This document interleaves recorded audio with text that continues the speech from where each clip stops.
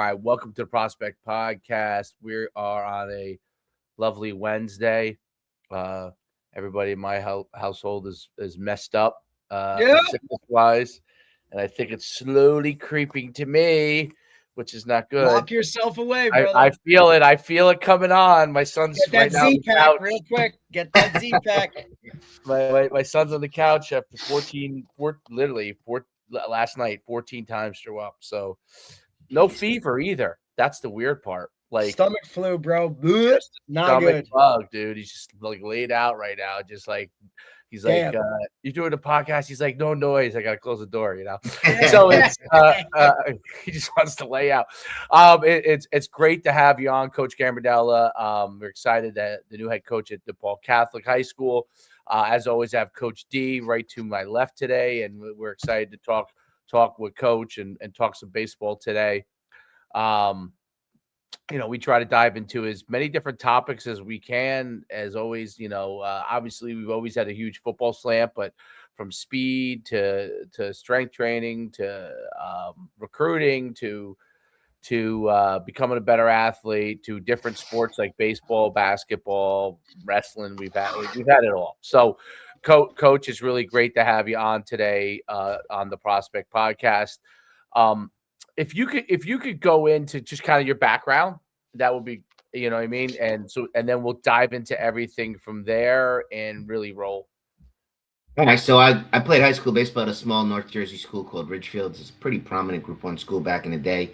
I was graduating from Seton Hall in like 2000, and my high school coach was retiring, and small town stuff, like the next coach up was the JV coach. I was in his wedding and called me, hey man, could you help me at practice? And I just graduated college and working on Wall Street. I go to my boss. I'm like, hey, would you mind if I leave early to go to practice? And he's like, kid, I don't care what you do. Just get your work done. Now, keep in mind, this is 2000. Market's booming, whatever. So since that point, I got hooked. I wound up, being an assistant there from 2000 to 2007. Then I got the head job there.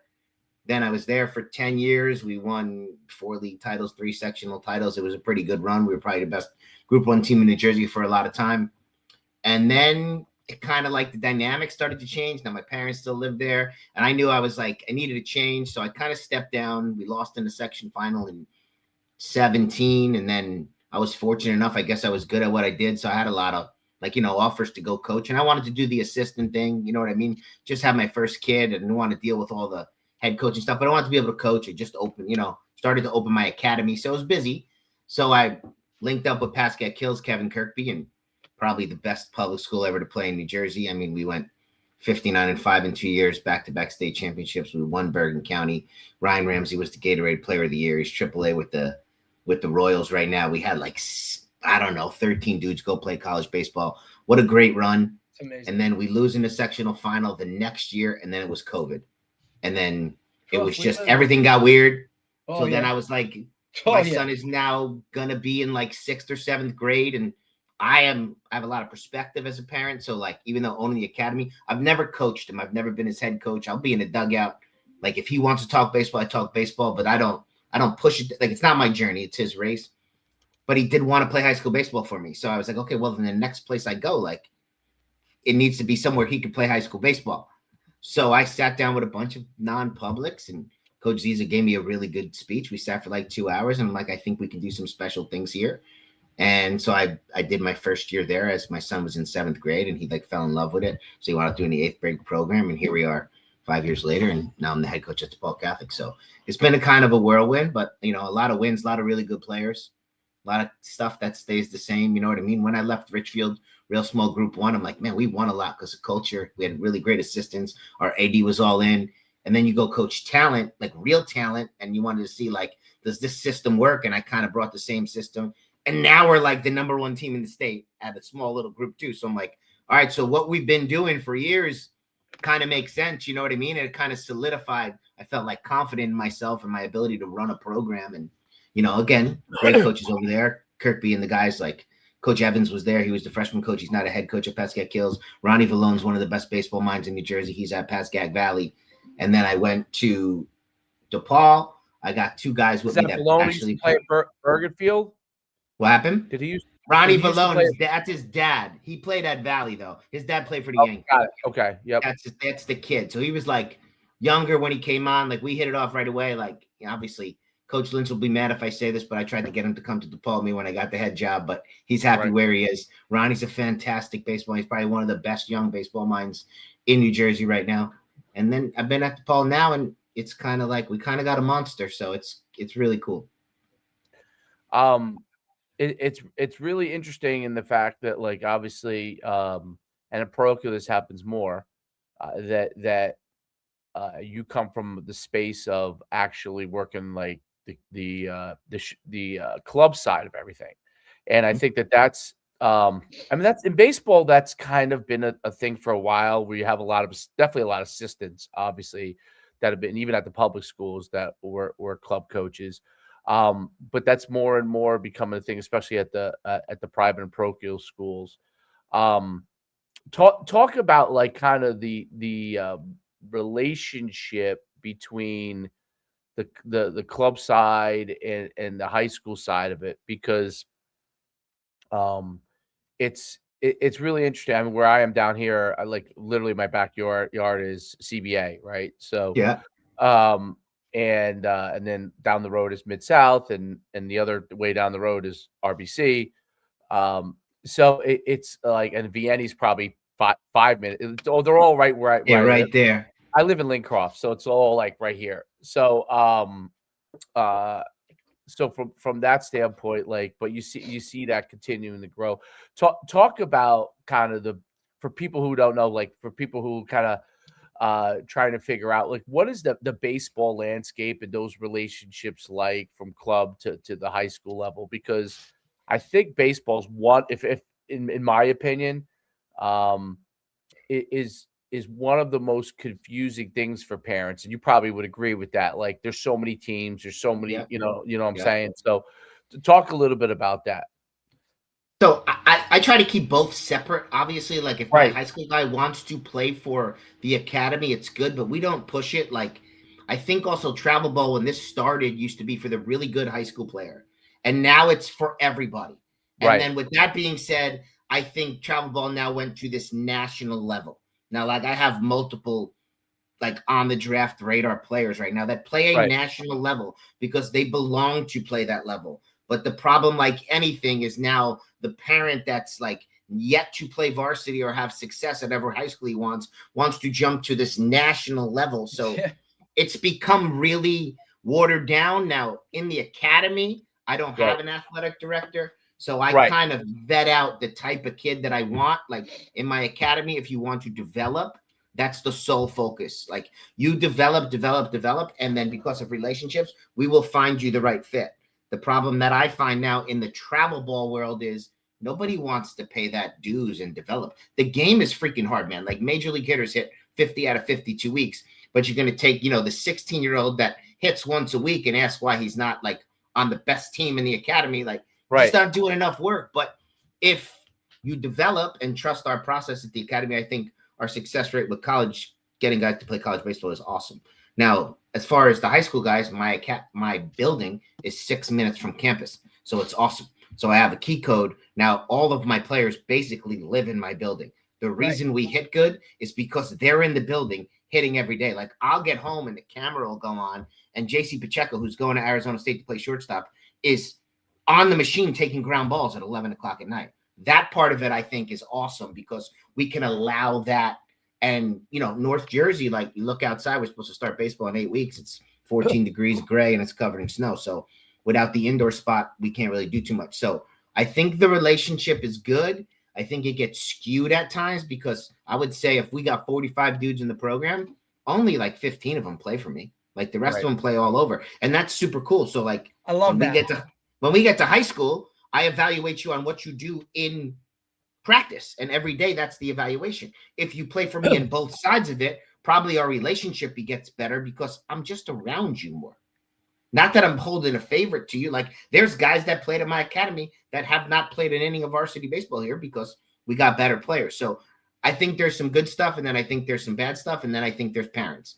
And parents will, no matter what, will tell you, well, he doesn't play for Coach Gams in the academy, so that's why he's not playing, which is the furthest thing from the truth. But this is the parents that are also not allowing their kids to grow up and develop and get better and understand how hard the game is. So that's my spiel on that. I think there's a Right. shit ton of benefits. I didn't mean to curse. A shit You're ton of allowed. benefits Curse. about the correlation to it. But in no way do I tell them, like, now I hear rumors that non-public schools say, hey, you have to play for this club team. We don't do that. We will never do that at all. And even if you don't play for me, you could still be in my building getting better because you do play for me in high school, as long as there's a tunnel open. I think that's, you know, and there's a lot to unpack there. In sport, in baseball, it's become this way in football. In basketball, definitely. The kids that are involved in some level of, I would say, advanced training are in a situation where they are getting in more work. What's interesting and really, really interesting, and you brought that up because you brought it up right away, is that whole thing. Because as a person who was never like I could tell you this. Obviously, the mistake I always made was I always coached in public school, and Yeah. and I run obviously clubs and stuff like that, and that would be the all day, every day accusation that would go on. Maybe not as it got later in my career because I'd been around for a long time, but definitely early in my career. Definitely in the first, I would say, 7 or 8 years of my career. Yeah, of course. But like as I got older and I've been around, you know, it was different.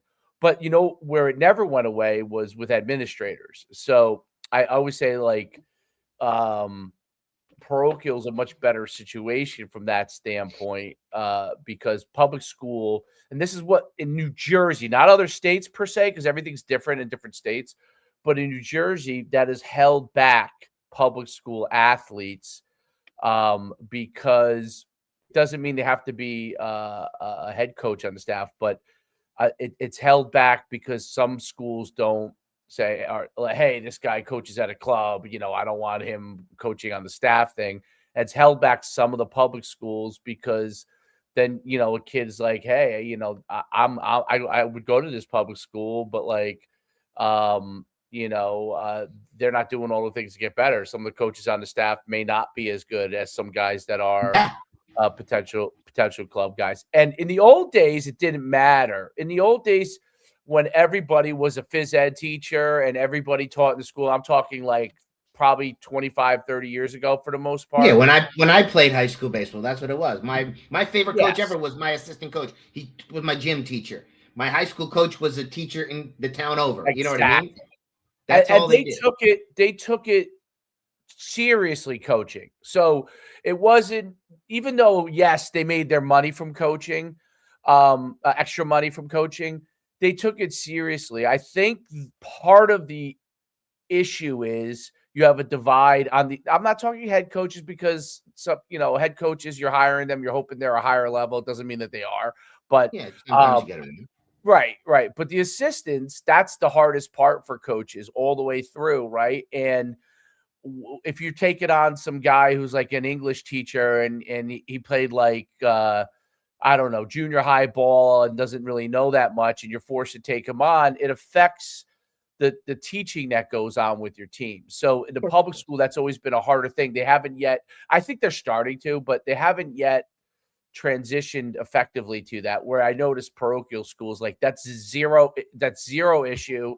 And even if there is, you know, someone saying, hey, you play for the guys who play at this club, go more to DePaul. The guy who plays at this club, go more to Don Bosco.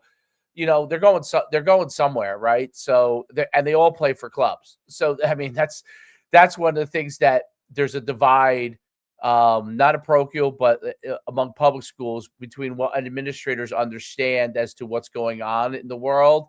Yeah. And I think they have to do a better job with understanding that if they want the best players, some of the best players to stay. There's the whole key. Right. Key. I'm a public school guy at heart, but like you're only as good as your administration. Like, so if you take example, like I brought my whole staff to Richfield, former players, but we did everything. We did, like, you had to do Saturday weight room, you had to do field maintenance, you had to do but we were all in because we were all Richfield guys. So then when I left, I went to Pascack Hills. Now I own a baseball academy. Pascack Hills was always good. Now, and I'm not saying it attributes to me, but now all of a sudden their access to the facility, we have indoor, we have winter, and then we have talent. And now all of a sudden you combine both of those things. And we went from Pascack Hills went from being good to being the number 1 team in New Jersey in 18 and the number 3 team in New Jersey in 19 and winning 59 games in a public school in 2 years while beating every non-public that we played. That's the craziest thing to me. And I think to your point, that's the mesh. But if the administration doesn't allow me to come or bring some staff with me, then the limitations on the head coach in public school are just, it depends what you want. It really does. Yeah. And the only time that I ever had an administration that allowed me to like kind of like understood that I had a business, and it was just because the guy was my AD on the Palisades Park side, John Robleski, was really, he was Robo was your AD. Robo, yeah, he was a conservative. From Richfield. Like you know Joe Cirillo then? Of course. Of course. Yeah. Crazy. Yeah, well, you're Richfield. Yeah. So I was there from it was my second head coach. I was there from 2008 to 2014, and we turned it around, and we went to the state championship, and we were a co-op, which was we turned it around, and part of it I always thought was like our kids had access, and once they bought in, it was a big turnaround. That's the first key is the culture. Yeah, culture was the biggest thing, but then as they realized they could be good, now they were seeking out more. So like I didn't like, they were all, some of them were training with trainers, they would go to the showcases we had. They allowed me to host my showcase down at Lombardi Field, for years there when I was a coach there. So, and I had the keys to everything, and they allowed me to do it. And that helped our kids because, I used to say, hey, you guys show up to the showcase, you don't have to worry about paying, right? So they would go. And we would be 20 deep, right? And then all of a sudden they would do it year after year, and they would go get a trainer, and they would get a receiver coach. I'd go down to the field, I see them work with people I didn't even know who they were. You know what I mean? Yeah. I was like, oh my God, culturally it started to shift. But that starts with the coach. That starts with the admin allowing the coach to do that, to get them to do it. He allowed us to do it. And you're doing more. And only because it was so bad. It was about to be dead, right? Otherwise they wouldn't have brought me in, I think. Like if it wasn't about to be dead, they probably would have went with a conservative approach to it, and they would. It was about to be dead. They needed to do something radical, and they gave me 5 years to do it because they knew it was basically on the way out. Which is another key, and that's which is another key. Everybody's talking about that right now with the obviously with the transfer portal and NIL of how, especially with now you see Signetti and Mario Cristobal and how fast they've kind of flipped these rosters, and hey, do we take an older guy in the portal, or like high school athletes are just not getting those opportunities and the time to build it, and coaches don't have that time to take a freshman and develop and build, because it's got to be a 1 year turnaround or a 2 year turnaround to flip it and go. So that just being allowed that time is now squeezing high school athletes for opportunities right now across the board. It's just no doubt about it. And like, especially in a non-public, they can transfer whenever they want. So it's kind of like, you got a talented freshman that's not ready. Like, you got to worry about, like, is he leaving? Like, it's actually nuts to me. You're recruiting your roster way more than you ever have. If you're not, which now factors into everything, right? Because now, do I run a certain type of offense? Because football-wise, can I get more of these guys on the field to see some time so that they have some of that? Maybe they'll stay because I can get them on the field as a sophomore. And obviously, we know that the parent aspect of it is, well, my kid's always been the best. He is the best. Why is he not starting as a freshman? And where is his offer from Alabama? And it's what are we talking about? Like, he has to develop. Like, that time is just not there.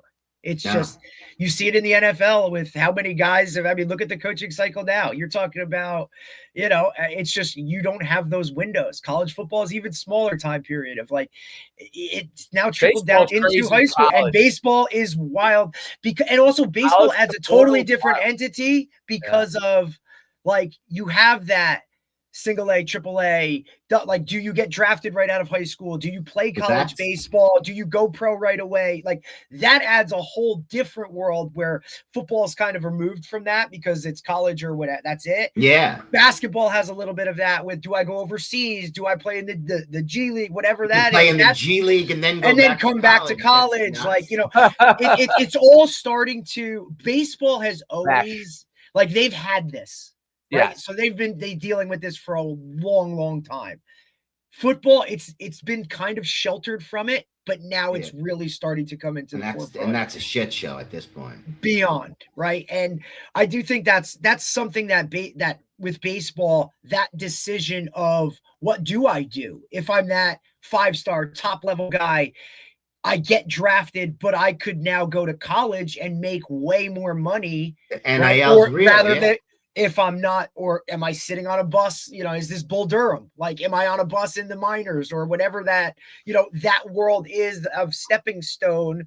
Well, why would I do that? I can make development. It might help. Did it this way, but it's just, it's a different world. That's where I think baseball is its own entity when it comes to that, where I don't think a lot of people understand it. You know, it's wild. I mean, I got 2 guys that are going to probably have to make the same type of decision in July between the draft and going to school with NIL, and you know what I mean? One's probably the best player in the state, and one's definitely the best shortstop in the state, and they got some tough decisions to make if they're fortunate enough to be drafted. But like, I mean, I had dinner with the San Francisco Giants last night, Scout, because I was talking about one of my guys. So it's a whirlwind, and it's a lot. And I think what gets really lost, and as good as they are, they're still teenagers, and people forget that. Right. I think they forget a shit ton. I think it's a big part of it that people don't understand that. Like, look, forget it. A 15-year-old kid is still a 15-year-old kid who's going to do dumb stuff, even if they've been kid.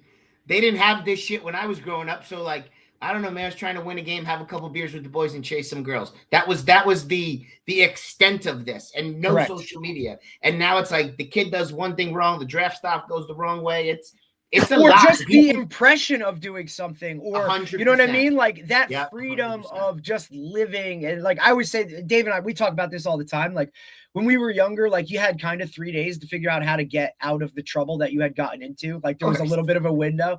And I say it to my players all the time. I said, buddy, like, you know, we win a game on a Friday night, and it's like, dude, like, be careful, because like tomorrow morning, like, remember, I'm going to know what you do before you even get in the car. Yeah. And you don't even want to half the time. You just find out. It's what it is, crazy. Because it's so now, right? So they don't even have that window. And with parents that like don't allow kids to kind of get into that little bit of trouble, to figure it out on their own. They want to micromanage everything and nitpick and this, that over their shoulder type of situation. Well, you know, for me, like, you got to allow some of that stuff to naturally take place and let them figure that stuff out on their own. It's part of that maturation process. But we've seen that now. It just keeps getting, it seems like every year it gets younger and younger and younger and younger.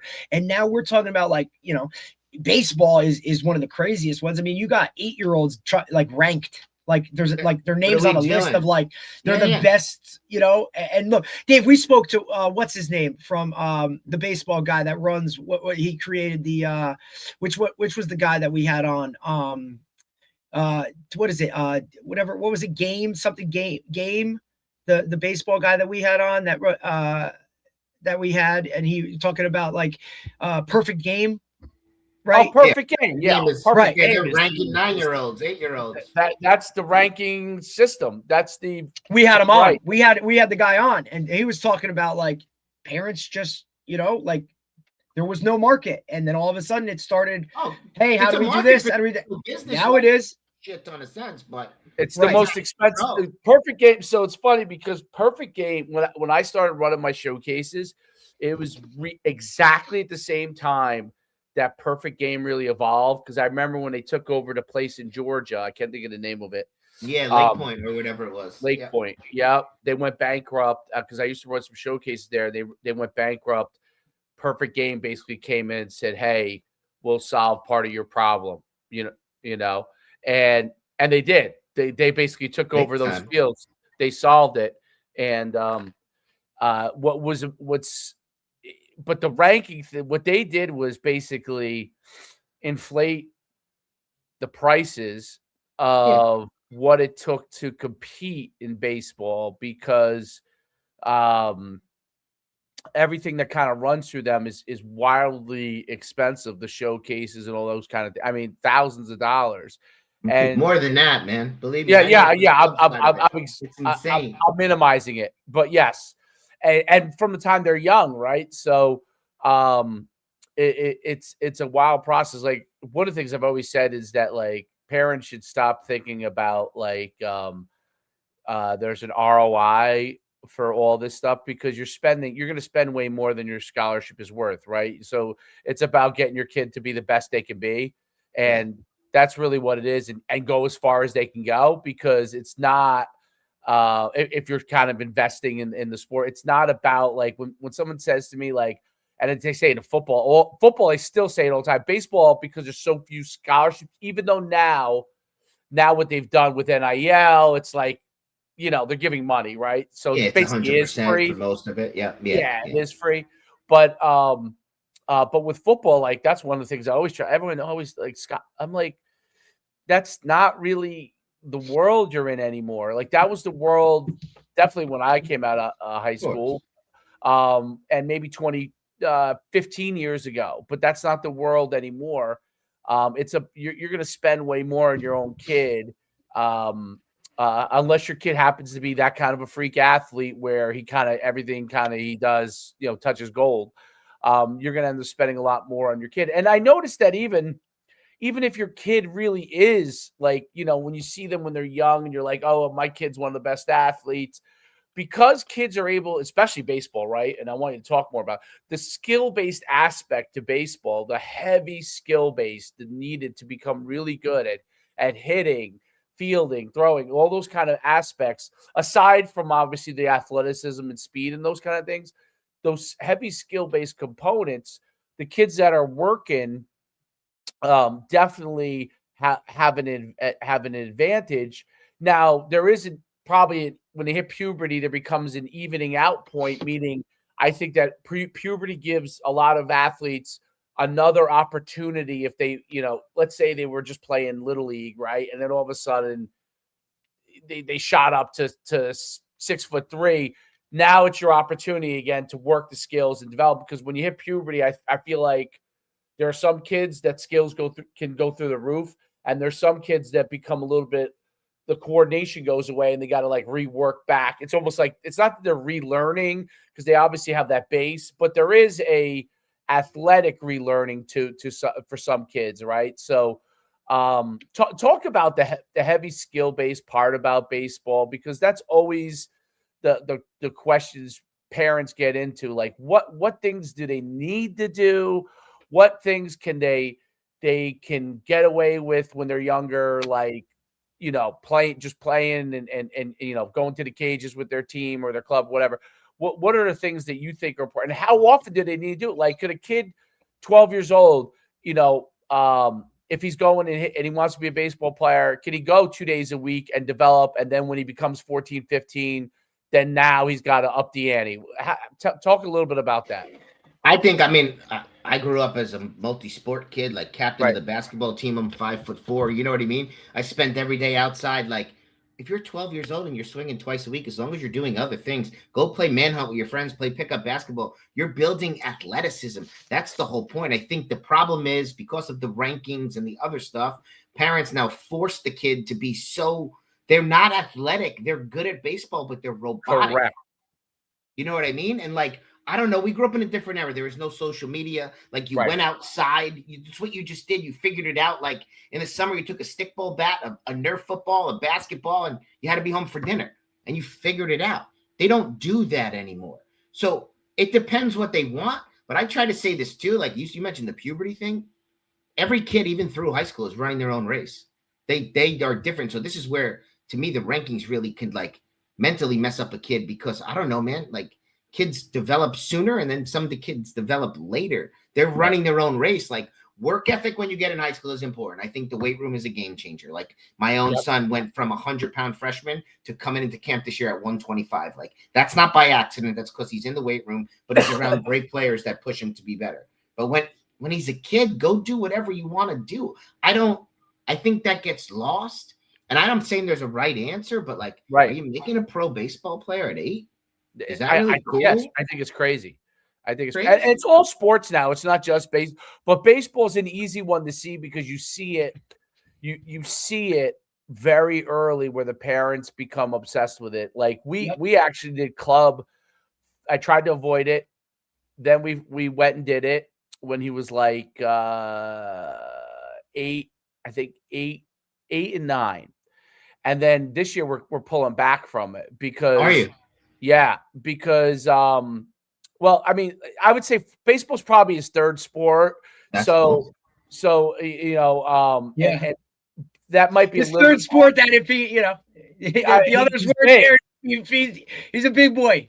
But he's awesome though. He's very good. But I didn't want him because he's playing multiple sports. You know what started to happen was, so he was playing football, and the reason why we pulled back from it, and we did fall ball, for 2 years. Well, fall ball came around this year, and he had he was growing, so he had what I can't forget what's called with your heel, but whatever, it's this growth thing when you're growing, and he had tremendous pain, and so he's trying to play football. We're trying to manage that. It kind of doesn't really it doesn't go away until it goes away. Like we be at therapy, but when we're doing baseball, what was happening was in fall ball, he'd be on a Saturday, he'd play a game on football game on Sunday, he'd be standing in the field, for 2 hours on that heel, and then would have to run. And he was just all of a sudden, I just saw he's limping. I'm like, this isn't worth it. So it's not worth it. But the bigger part of it was that we started to realize there was a lot of it wasn't good travel ball. I don't know any other way to say it. It's gotten really watered down. It has. A lot of the we won a championship, but we were on a low level. But he's older. The way the baseball birthday thing works, he's actually the oldest. So he was a gigantic kid among that. He's used to in football kind of being the youngest because the way that football birthday works. Yeah. So he really was kind of uncomfortable a little bit because he was so physically dominant relative to the other kids. And then the team above us, they didn't want to bring him on. It was all kinds of stuff that I was just like, this is too much, right? Too much at that age for sure. Yeah, so we're like, we'll play Little League. I'll take you down to the Ghost Lab and get your training when you want to, and go do that stuff. They didn't do a nice job. They're right where we are, and so that kind of part of it. But what I was surprised at, which was different, basketball has this, but I was really surprised at how, and I didn't know much, right? How many teams there are in baseball. And what was different than basketball was they very quickly grouped the basketball teams well. I thought this team's really terrible and this is really a rec team, and they just kind of they moved the league up and down. But so many of the teams, even the higher, I would watch even the higher level local travel team. I'm like, these kids aren't really that good. I was expecting to see Babe Ruth over here. You know what I mean? But No, it used to be like that. When travel ball started, that's what it used to be like. Now it's kind of because everybody needs to be on a travel ball team. You know what I mean? No matter what, they need to be on a travel ball team. It's kind of crazy. It's really watered down. There's a lot of good stuff in it when you're surrounded the right people and you play the right opponents. But I don't know. It's gotten really bad. There's still got to be some sort of solution. But I think a bunch of people that own academies like me have all had the same but it's really hard to put the toothpaste back in the tube. It is because you're supposed to be at this tournament because that's where everybody is. But I'm going to this tournament and winning by 15 every day. That doesn't make sense. And it cost me $4,000 to be in the tournament. Right. That makes no sense.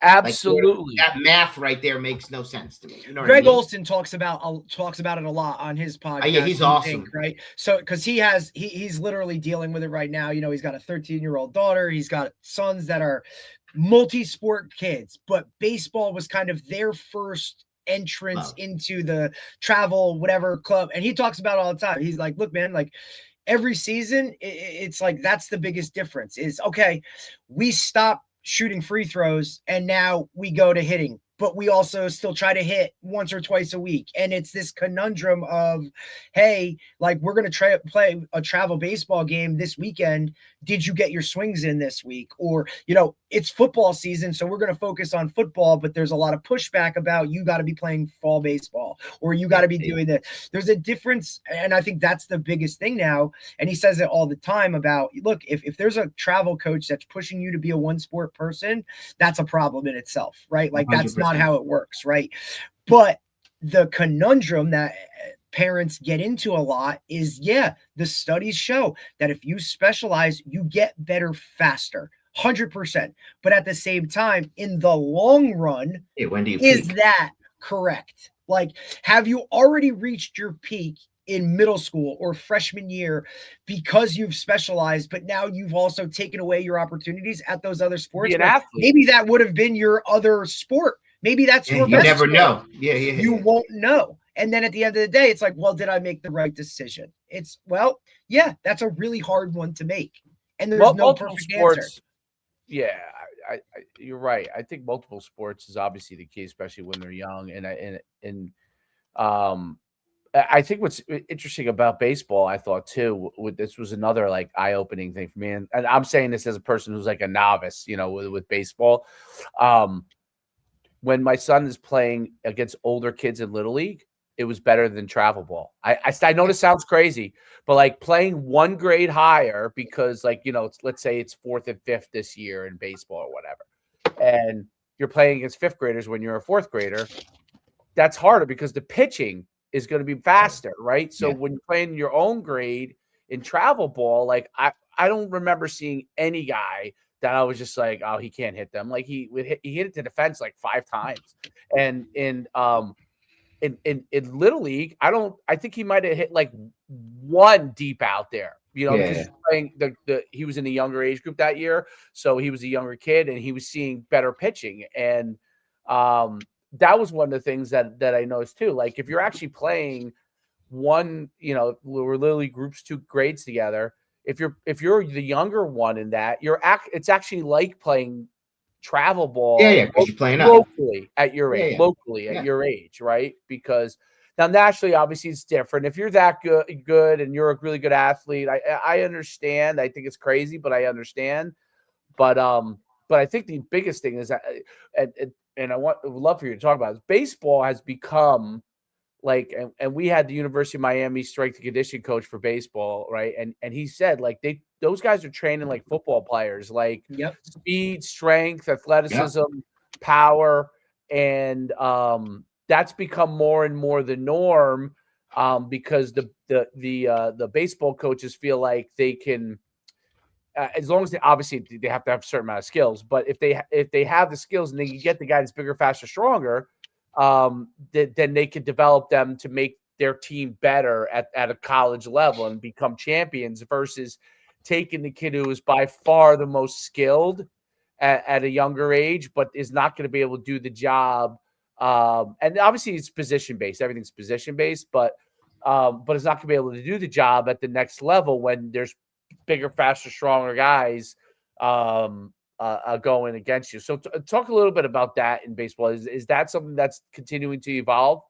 Oh, absolutely. Like our guys are with the strength coach, and obviously they do it volunteer wise. We don't make it mandatory. They're with the strength coach and they leave school at 2:10 every day and pile into the seniors' cars. And I would say 20 to 25 of them lift every single day, like lift, speed, everything. So the guy runs strong, and Wayne, he's awesome.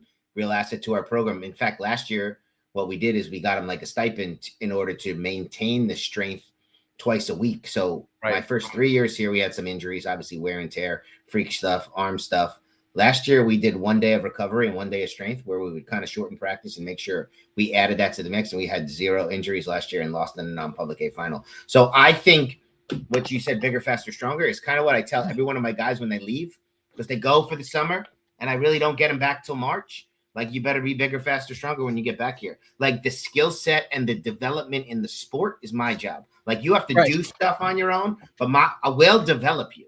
I can't control what you're doing off the field. You know what I mean? But if you don't get bigger, faster, stronger, especially in the non-public, somebody is. Somebody is. So that's the whole key. Like, I'm a big believer in it. And I also think what like the Miami strength coach, you're becoming more athletic. Right. You know what I mean? Because you're being explosive. Like people that are like freak athletes when you grew up, they were like, oh, he's a freak because he can jump, he can move, he can start and stop. You know what I mean? That's just freak show stuff. But I think it becomes more skill specific now because we work on it. Mm-hmm. Well, I think that's a fabulous point. So there's always going to be some of, the very, very elite athlete, that like super elite athlete, which 99% of the people are not. They can be phenomenal athletes, but they're not the elite. 1%ers. Right.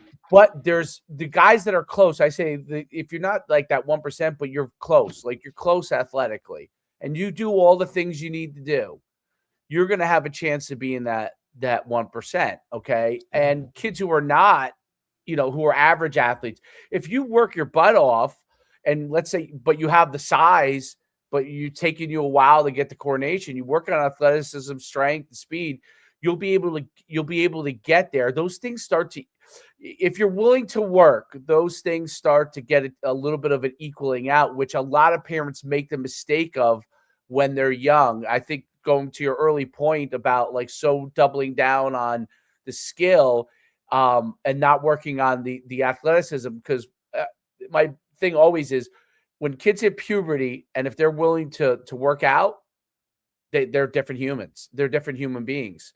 The weight room's a game changer, without question. Absolutely. I say it probably a million. It's a game changer. The first thing, obviously, the results you'll see, but I think like, and I could talk about my little sophomore, the confidence. Like he walks around the house, he don't wear a shirt anymore. You know what I mean? Like he never wears a shirt, but he's in the weight room 5 days a week, so he is confident without being cocky. But the weight room is a game changer, man. It really is.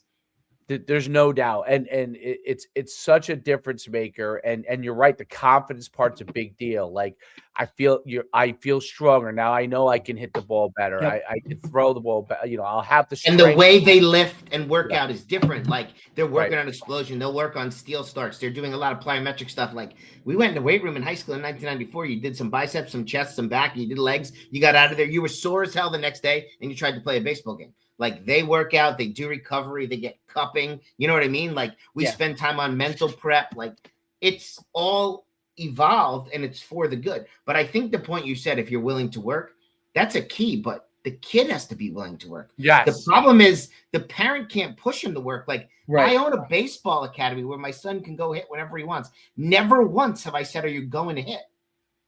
Never once, because it's not my journey. If I make you hit, you're getting nothing out of it. If you want to hit, if you want to get in the weight room, big difference. If I make you get in the weight room, you'll do it. But I mean, that's a mistake. Like Nick Saban says this all the time. Don't mistake activity for achievement. That's correct. Achievement is something you do that's good. I went to the weight room because I'm supposed to go. Yeah, but you took your shoes off. You walked around. You're on the phone. You're on Instagram. You were there. Did you get better? Absolutely. And that's one of the areas that I think I'm a big proponent of kids working out speed, strength, and agility and plyometrics from the time they're younger, because as soon as they can. Agree. You could develop their habits, because when they're young and they may or may not want to do it, they don't really understand, but you can start to develop habits and you can microdose it. That's like I try to microdose it. Like, hey man, we're gonna work 15, 20 minutes. That's it. Like get it done. You're going to get a little bit stronger each week over a long period of time. Something is better than absolutely nothing. 100%. It's microdose. Like when they're young, you could really microdose it, and it makes a huge difference. And I think that's speed. I think we've had a lot of speed guys on. I'm a big believer in exactly what a lot of the newer speed guys talk about. That speed, unless you're genetically predisposed to being very, very fast, it's going to take time to develop the stiffness in the tendons and the muscular work to be able to get yourself to a level where you're competitive speed wise. But that can be done. See, the things we know now is that can be done. The difference, 100%. 100. When I tried to get faster, Dermot, I would just be running on the baseball field as fast as I can. No start, stop, no good form. You know what I mean? You're just doing work because that's all we knew how to do. Right. Now they know the development part. I'm curious about this, and I think this is one of the best things that baseball does. They were among the first with this. The measurement of all the different areas, meaning bat speed, using a different tool. Like, I mean, there must be a different baseball tool I see every single day coming to my feed, No doubt. right? Some of them are great. I'm sure some of them aren't, but the overall, like, hit tracks, all those different things to be able to measure, from your pitching speed to look at your mechanics, to talk about how the analytics and the measurements of those things have really helped to get athletes better in their skills in baseball. It depends. I think this is twofold. I think mixing analytics with old school baseball. Like I said, I had dinner with a Giant scout last night, and like he still says his eyes and ears are the best thing that he can do to evaluate a player. The analytic part of it, like when you talk about Jason and Albert, who can be a draft pick this year, or else he's going to Oklahoma, that can fine tune stuff. When you get a kid like, if you say my son that hasn't played varsity yet, I don't want him swinging and looking at the hit tracks. I want him to learn how to hit. So there's a good mix, but I think you have to use it in different, like there's pitchers still in high school that can get hitters out and not throw 85 miles an hour. And then there's dudes that are 93 that are killing people. So I think it's a mix. And I think if you know how to use it and what you're trying to use, but you can't take the freshman and compare him to the best player in New Jersey. That's not fair, because then all of a sudden the freshman looks at those numbers and it's like, damn, I'm not close. And then there goes the confidence that we just built in the weight room for 6 months because I'm not good enough. So I think it's a fine line, and it has to be based on a skill set. You know what I mean? Like, I don't think, like, I don't know, 13-year-olds should be on any sort of radar gun.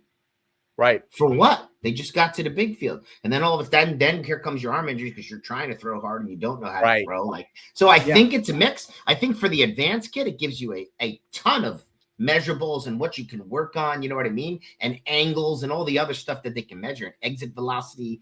But I think we compare like our 11-year-olds to Aaron Judge, and that's like an unfair comparison. You know what I mean? And now all of a sudden, I think a lot of it is killing youth baseball because, oh, well, you don't have hit tracks. Well, I don't have hit tracks because I don't want you staring in a tunnel to see if you can hit a ball out of Fenway. When meanwhile, in a game, you're 0 for 7 with 7 pops on the field. And to piggyback on that, Coach, it's the same thing when you talk football and you guys, guys go to a showcase and they run 40s, and it's like, hey, I ran over this, and it's like, buddy, like you're comparing yourself to the best of the best at the NFL Combine, guys that are about 100%. To make millions of dollars, and you're, we understand where you're at, but like the parent doesn't think like that. The kid doesn't think like that. They don't look at it and say, oh, well, he ran a 4.9, and it's, well, you're comparing yourself to the top of the top. You have to put it into perspective of like where you need to be. Now, look, do I think that there's an absolute place for that? 100%. Go run a 40. Tell me where you're at. All right, great. Now where can we go from here? How can we improve? And for the most part, it's not going to be go from a 4.9 to a 4.4. Like that's not happening, right? Like where you are is where you are. But the hardest part is that middle school range. And Dave and I, we discuss this on here all the time about the hardest, thing to do is predict where a kid's going to be from middle school to the end of high school, because the puberty, the development. We've all seen players in middle school that dominated the youth programs and was just that factor, that guy. Then all of a sudden get to high school, it's like, where did that kid go? Oh, he's still there. It's just he developed before everybody, or he reclassed, or there's a lot of different variables to that. Like so many. Push him too hard, and now all of a sudden, like you see the kid, and I see him in my academy, and I'll be like, man, I hope this kid even plays high school baseball, because the parents are so hard on them that they're like, I don't even. And he's burnt out. The kid's burnt out because what are we doing to kids? I think here's the other thing we said before. I'm sorry to cut you guys off. No. Go ahead. What you said before about like multi-sport, but you have to love it. If the kid don't love it, like I think adults in the room have to be cool with like, that's cool. Maybe he'll find his other niche. Absolutely. That's the big, like that's the bottom line of everything is desire. I think parents should always ask. Like I used to do this when we were young, just because he was doing so many sports when he was really young. Like literally, he was playing soccer, football, everything. That's awesome. So I used to ask him, like, after a season, what's your favorite? What's your favorite? What's your top 3? What's your top 4? And we still ask that question because I want to know, okay, you know what? Like, we can't focus on everything, right? So if you want to focus a little more on your top 1 or 2, and then the third or fourth is for fun, you know what I mean? That's what it should be, right? And how old is he? He's 10. He's going to be 11 in. So he's still right on that age. Yeah. He's on that age where to start.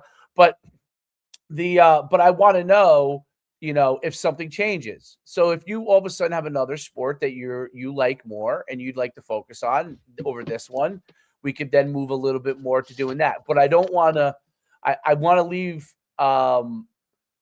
something where you don't. If you love a sport and you want to do more, great. If you do a couple sports for fun, I don't want to go and take you to training if you're doing it for fun. Exactly. It's your third or fourth sport. Go have fun, enjoy it. 2 years from now, you say this is now my favorite sport. Cool. We'll figure out if we want to do some more for that. You know what I mean? Right. But that way they don't feel like, oh, I got to do all the focusing on all the. I think that's also an issue with the multi-sport. I think you got to figure out, like, what do you really want to kind of do more for rec? What do you really want to do a little bit more that you want to be better at? And that can shift. I think the other thing that's because we talked about the measurement part of it. I got this OVR system. I don't know if you ever heard of it, but what I found is really interesting about it, and is that you can. Obviously, the tracking is great for, like, whether it's speed or jumping or movement or lifting, but it's really to the individual. So the individual can look at their progress. So it keeps it in their own system for them. And so now we just go and look, oh, a month ago you were putting out this output and now you're putting out this output. Like that's confidence building though, right there. He's confidence building. And when you go and tell them, hey, listen, you'll be one of the strongest kids out there because your output is now this. And last 3 months ago, it was this. And I like the output number because, and same thing with like jumping. Yes, it's nice to measure your vertical, but I want to know what like force you're generating and how quick you are off the ground, because I can figure out how to improve that. The vertical jump, like if you jump, let's say you're a 20-inch vertical, to get you to 21 may take a long time. But I could start to make the progress on how quickly you're getting off the ground, the force you're generating, and I know that eventually that will translate to a higher vertical. I think that goes to your point and Derek's point about when you measure the 40, when you measure the time-wise, when you measure versus when you know what your force output is or what your rate of explosion is. And you look at that, those are actually measurables that most people don't know about, but you can know your own measurable. That's the key. That's the key. That when it's not public and you're comparing it to others, that's the problem. Everybody's running their own race. So any sort of growth is exactly what it is. It's growth. And growth is good. And you only get growth by doing work, right? Hitting puberty, getting stronger, all of that happens. My point about like the statistics is when we're comparing it in a showcase and then the kid is losing confidence and you're just like, man, this is not a good thing. Like you take baby steps for yourself. You set your own personal goals. That's where any sort of measurable is awesome, because now you see the kid like wanting to do more because he sees the success. That's the biggest part. Absolutely. And what it becomes is when it's a measurable that nobody, like you said, like a standard, like, when you throw a baseball, this how many miles, like everybody knows what those are. But when it's something that nobody knows what the numbers actually mean, and it's just to you, I think that you could just see your own progress without comparing yourself 100% to everybody else. Because I just saw a great video with Mike Tomlin. The best thing I saw about it, thought I reposted it, was that he said in the NFL, it's not you versus the person next to you. It's you versus you.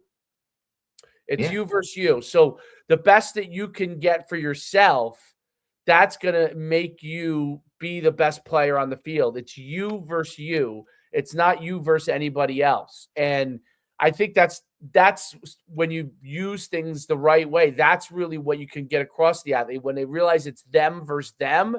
And that will translate to performance. That will translate, because you might be making tremendous progress. Let's say you're a basketball player, and all of a sudden you go against, if you're my son's age, right? He's 5'1", 108 pounds. Okay. And he goes against a kid that could be 5'9". I mean, it's still you versus you. You can't control that. A 5'9" guy walks in there and starts blocking your shot. I mean, But there's always somebody out there too, man. That's the other thing that they need to understand, man. I think they gets lost.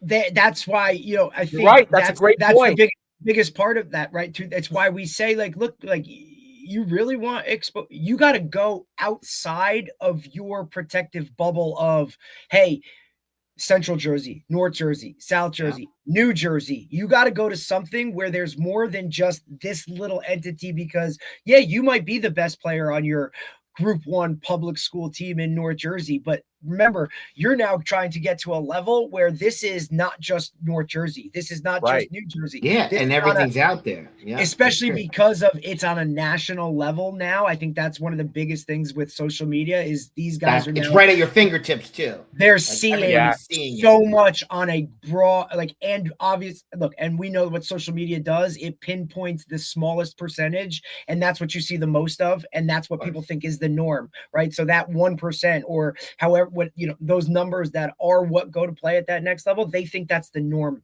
and it's not. And you have to compare yourself to way more than just, even if you're talking, the big North, even outside of that, like, you might be the best player at DePaul or Bosco or Bergen or Joe's or one of these, but there's also teams outside of the state, outside of that have players that are doing more sooner. Or like, there's just more. And it's a double-edged sword. Like, you're going to see that, but now you're also being compared to that. Right. So, and I think it's a keep up with the Joneses type thing too for parents, right? Like, they go to now a travel school and you're sitting in the stands and, oh, well, little Johnny works out with his trainer 2 days a week and he plays on this travel team or this club team. And, nobody wants to be left out or say they're not doing something that the person sitting next to you is doing. Oh, well, we don't do that. We go play another sport. Like, that takes a lot of, be, hey, this is what we're doing. And this is our way of doing it. When so many others are, oh no, he goes to his trainer this night. And well, when does he have time for himself or to be a kid? When does he be a kid? They need a day off of everything. And I even think on the high school level, we still do it. Once every 7 days we're off. I don't let them in the building. There's no weights. Mentally, they got to clear it. Just go be a kid. You know what I mean? But the Mike Tomlin thing, I don't know if you ever saw this. I sent it to my captains last year. He said this. He said, it's not what you're capable of, but it's what you're willing to do. And I think that is the whole key, right? Because you're capable of everything. And then you just kind of plateau. But are you willing to go to that dark place to get this? You know what I mean? And especially in the compete factor of a game, what are you willing to do to find a way to get a W? That's what I think is lost, because everything's on video and everything's measured instead of just go compete. Well, that's exactly right. And that is the thing about metrics that you're 100% right on. Just because you have a good metric doesn't mean that you've gotten better, right? It's and just because you have a bad metric doesn't mean that can improve. It's not the end all be all. It's very important. That is one of the things that we've discussed this a lot. That is why I kind of like miles per hour. I like as far as running speed, right? Yeah. I don't need to know what you run the 40, because I could teach a kid how to run the 40 or the 60 in baseball. Yeah. I could teach the technique. And a kid who shave time, right? Yeah. But I can't change his miles per hour unless he trains. Okay, I know what the miles per hour is, so what he's peaking at as far as sprinting wise. So I could teach the technique for the 60-yard dash. So just because you run a certain time, a 60-yard dash, it doesn't mean that you're not fast. It may mean you don't know how to run the 60-yard dash to get out the right way, or in football, the 40-yard dash, right? Or vice versa, though. You're a fast 60 and you can't run the bases. You have no shifting. Right. So what happened there?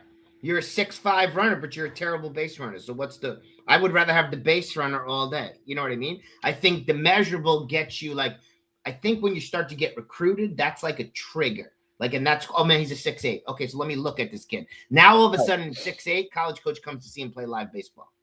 If he's a 7'5", the college coach ain't even going to look at him. So that's where the measurable will get you eyes on you. And I think in our sport, the whole key is if you can have a relationship with a college coach, or you do something really well that gets his eyes on you live, because the sport live is tough, right? You can have a really good day and line out 4 times. Does that mean you're not recruitable? That's you know what I mean? So it's really hard, but I think those measurables, because you're right though. You guys coach football, everybody that runs a fast 40 is a good football player. Right. Probably not, right? I mean, right. Very, very good point. Talk about what the recruiting landscape is like for like your high school kids and what that world is like for them, because obviously with the transfer portal and all that kind of stuff, it's wild. Talk about what it's like for high school players now. Like, what are some of the things that you think are important for them to focus on, not focus on, those kind of things? Honestly, you got to get recruited by playing baseball. Like, you get good at your sport by playing it, and I think that gets lost. I think sometimes too many people want to just go to like a camp or a showcase and think that's going to get you recruited. Where we talk about like it's easier to get crossed off than it is starred. And once you get started, looking for, that's the other part too. I think people don't understand. I'm not cutting you off, but I'm just saying a lot. Recruiting is looking. Give me a reason to cross you off the list, not 100%. Put you on a list. You're 100%. Already on a list. Like, I already got your name. I'm here for a reason, right? Give me a reason that I don't have to take this to the next step and waste everybody's time, right? So that's I think one of the key parts too. Without question. And I think the other thing that parents don't understand, and we do this more in the academy that translate, you have to find the right fit. The right fit is important, right? The right fit is the level we think you're determined at. The right fit is, do I have an opportunity to compete? Like, I have like high level power 4 dudes, and then we have some Division 3 players, and we treat them all the same, but finding the right fit is important. Like, we're fortunate enough because of the schedule we play. Like, Mondays is usually an off day in college baseball, so there's usually a Division 1 coach in our dugout on Monday, which is out there recruiting. I have a lot of relationships, which is been another beneficial thing. The travel ball circuit, if used properly, puts you in front of the right eyes. But like, you don't go to a school camp at the school you're not interested in. You don't go to a camp for no reason. You go to a camp because this fits me. We talk big time about 40-year decisions. And when you tell a teenager, make a 40-year decision, he has no idea what you're freaking talking about. But like, you try not to transfer. You would go to that school if I wasn't going to play baseball at it. You know what I mean? Those are things that are important to us. Like our whole big thing is we want to make you a man when you leave here, and we're never going to change that. We focus on being good people, and we focus on the process. But the outside noise is real because, you know, everybody's ranked, like you said, at 11. So like, we're going to come in and we have 4 kids in the top 30 in the 2026 class in my lineup. So all of a sudden that gets them a target on their back, and they're worried about maintaining that, or they worried about playing baseball. You know what I mean? Like, there's so many different ways to go about it. Recruiting is hard because of the portal. If I'm a college coach, I agree. Like, am I going to get an undersized 17-year-old kid, or I can go get a first baseman that plays 3 years of college baseball to help me get a win? You know what I mean? I think parents have no idea that these college coaches, that's their full-time job, and that's how they feed their families, and that gets lost on them. Like, why aren't you recruiting my kid? Well, man, if I don't win games, I lose my job. So, like, getting that right is so invaluable to them. So, like, I know I have a bunch of relationships. Once they put eyes on the kid and like, oh, I can think he can play at this level, then it's getting to know the kid. Then it's getting to know the parents, and it's trying to vet all the, you know what I mean? So it's a big process, and recruiting is more and more prevalent every single day. Every day. Yeah. And everything they do. Well, no doubt about it. It's a wild world from that standpoint. I think your point about parents have to understand that these guys, this is their full-time job. They do. They just lose it. They just don't it's get it. It's not personal. I mean, like, your kid might be a really great kid. This isn't about like, it's literally comes down to a college coach or a coach putting food on the table for his family comes down 100%. To an 18-year-old kid playing a game.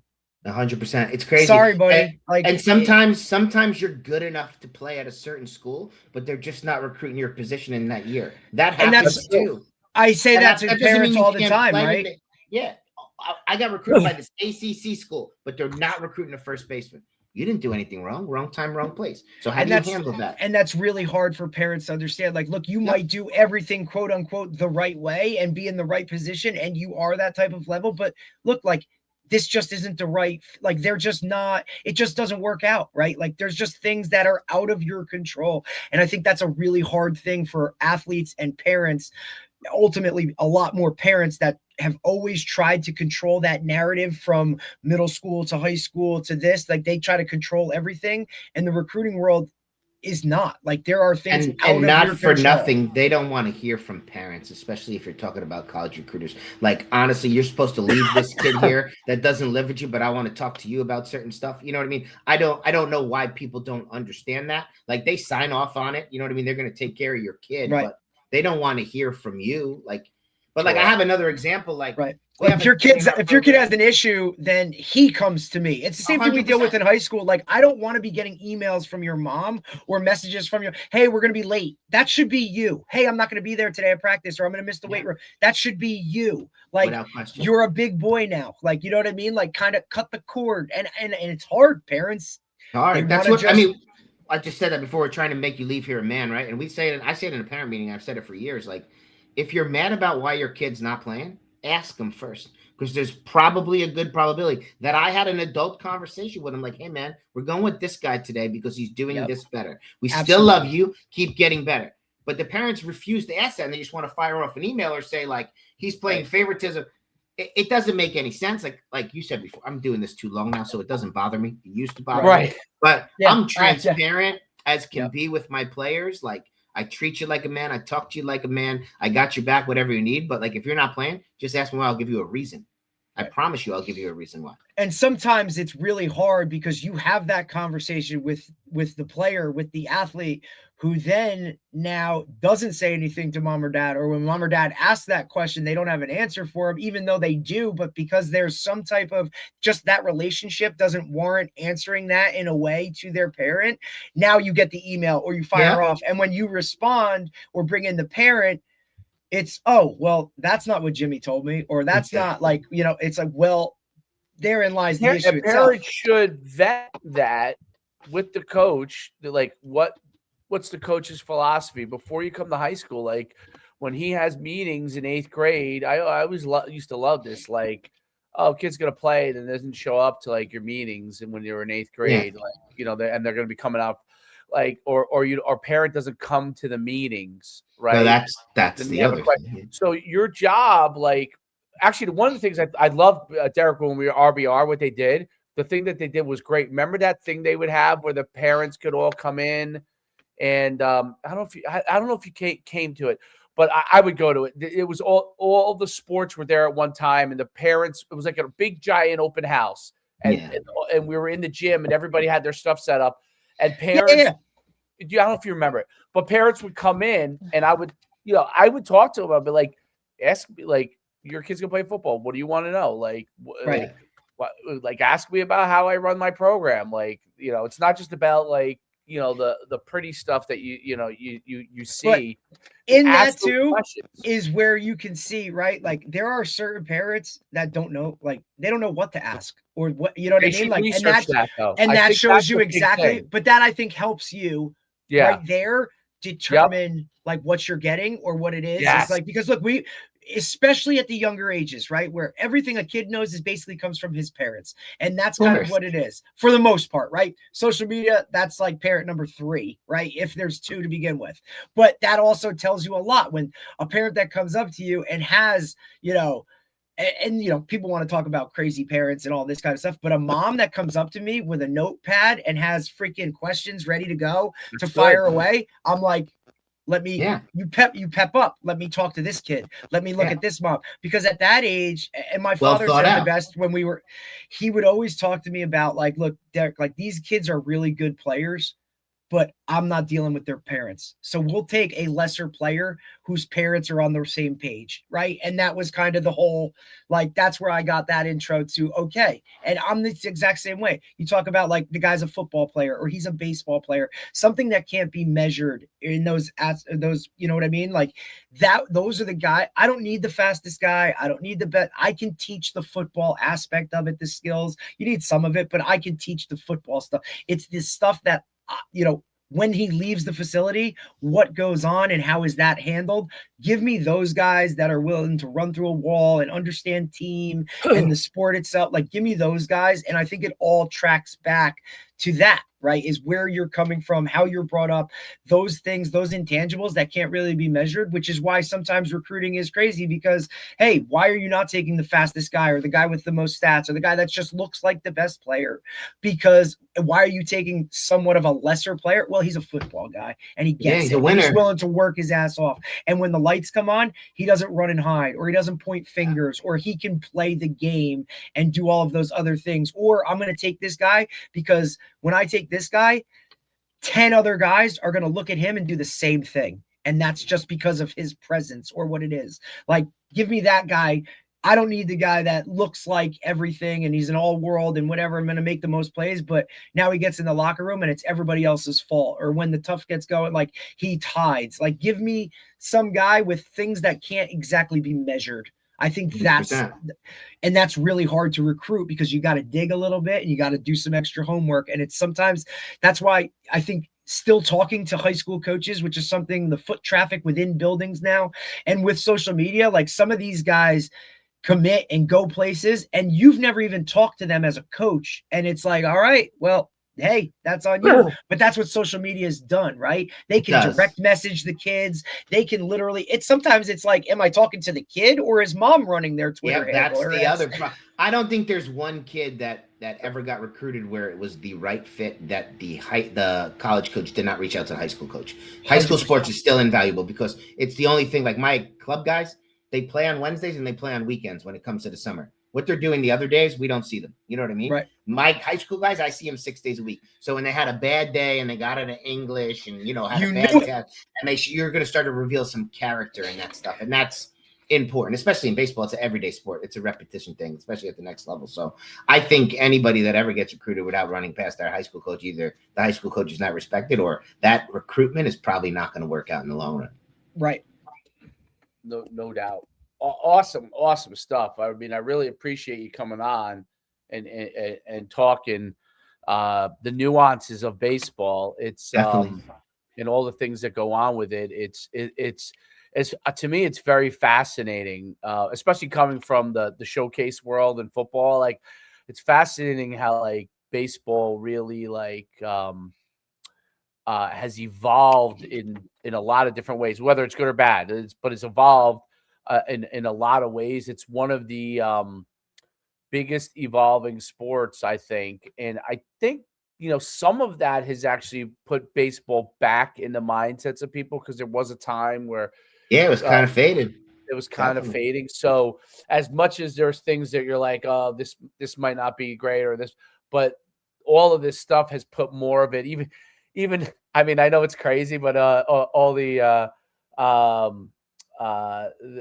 baseball 101 stuff, like all the gear, like those, like that stuff has put baseball back, and some of all the highlighter colors of shit. Yeah, it's crazy. Look, man, I'm not a big fan how much it costs. I know. I'm not either. As old school guys, like, right, like, and look, from a traditional program, like, like Coach Butler High School, like, dude, like, this is what we do, dude. To come out there in blue gloves, like, I took a lot of shit as a sophomore, but like my coaches were like, look, I don't care what you do as long as you play, listen. I've changed that. Way. I used to be old school. We all used to do that. Absolutely. It still bothers the hell out of me. Yeah, 100%. You got to give a little bit with the times. The only thing I'm still a stickler on no earrings, and you got to tuck your shirt in no matter what we do. Tuck your shirt in, brother. Well, what's the gloves that are the most expensive gloves? I see them in Dick's all the time. Oh, there's a lot of them. The Rawlings ones, the Lindors.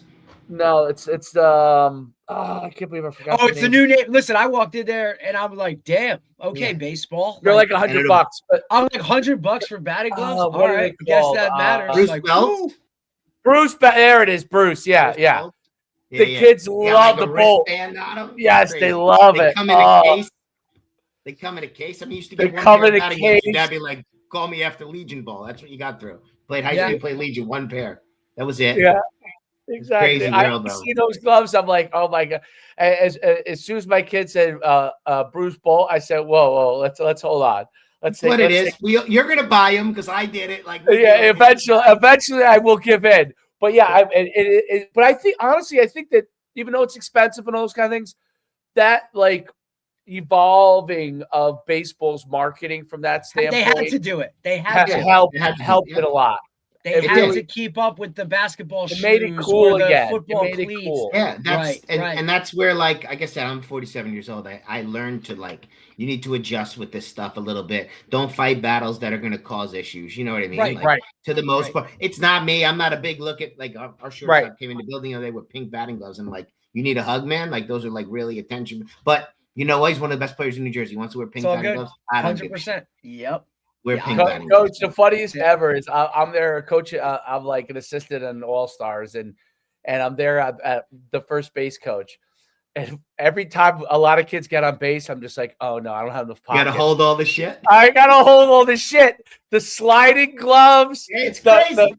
The Bruce blow, and it's all expensive. So I'm like, oh my God, I can't lose this, because then the parents gonna be like, where's my kid's stuff? Crazy. You know, I'm holding like 4 things, you know, in my pocket. I always wear like a big sweatshirt when I go to the game, so I can put all the stuff where I need. Classic, man. It really is. It's got crazy, but it's all cool. Like if they love to play, then let them do what they need to do. You know what I mean? As long as they love to play again, because 100%. That's the whole key, man. They need to love it. No doubt. Coach, have a great day. It's great having you on. Appreciate you guys. You guys are awesome.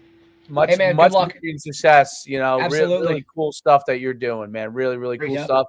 Best of luck this spring. Yep. Give Coach McKenna, man. If you guys need anything, let me know. Hopefully, same on this end. Give Coach McKenna our best.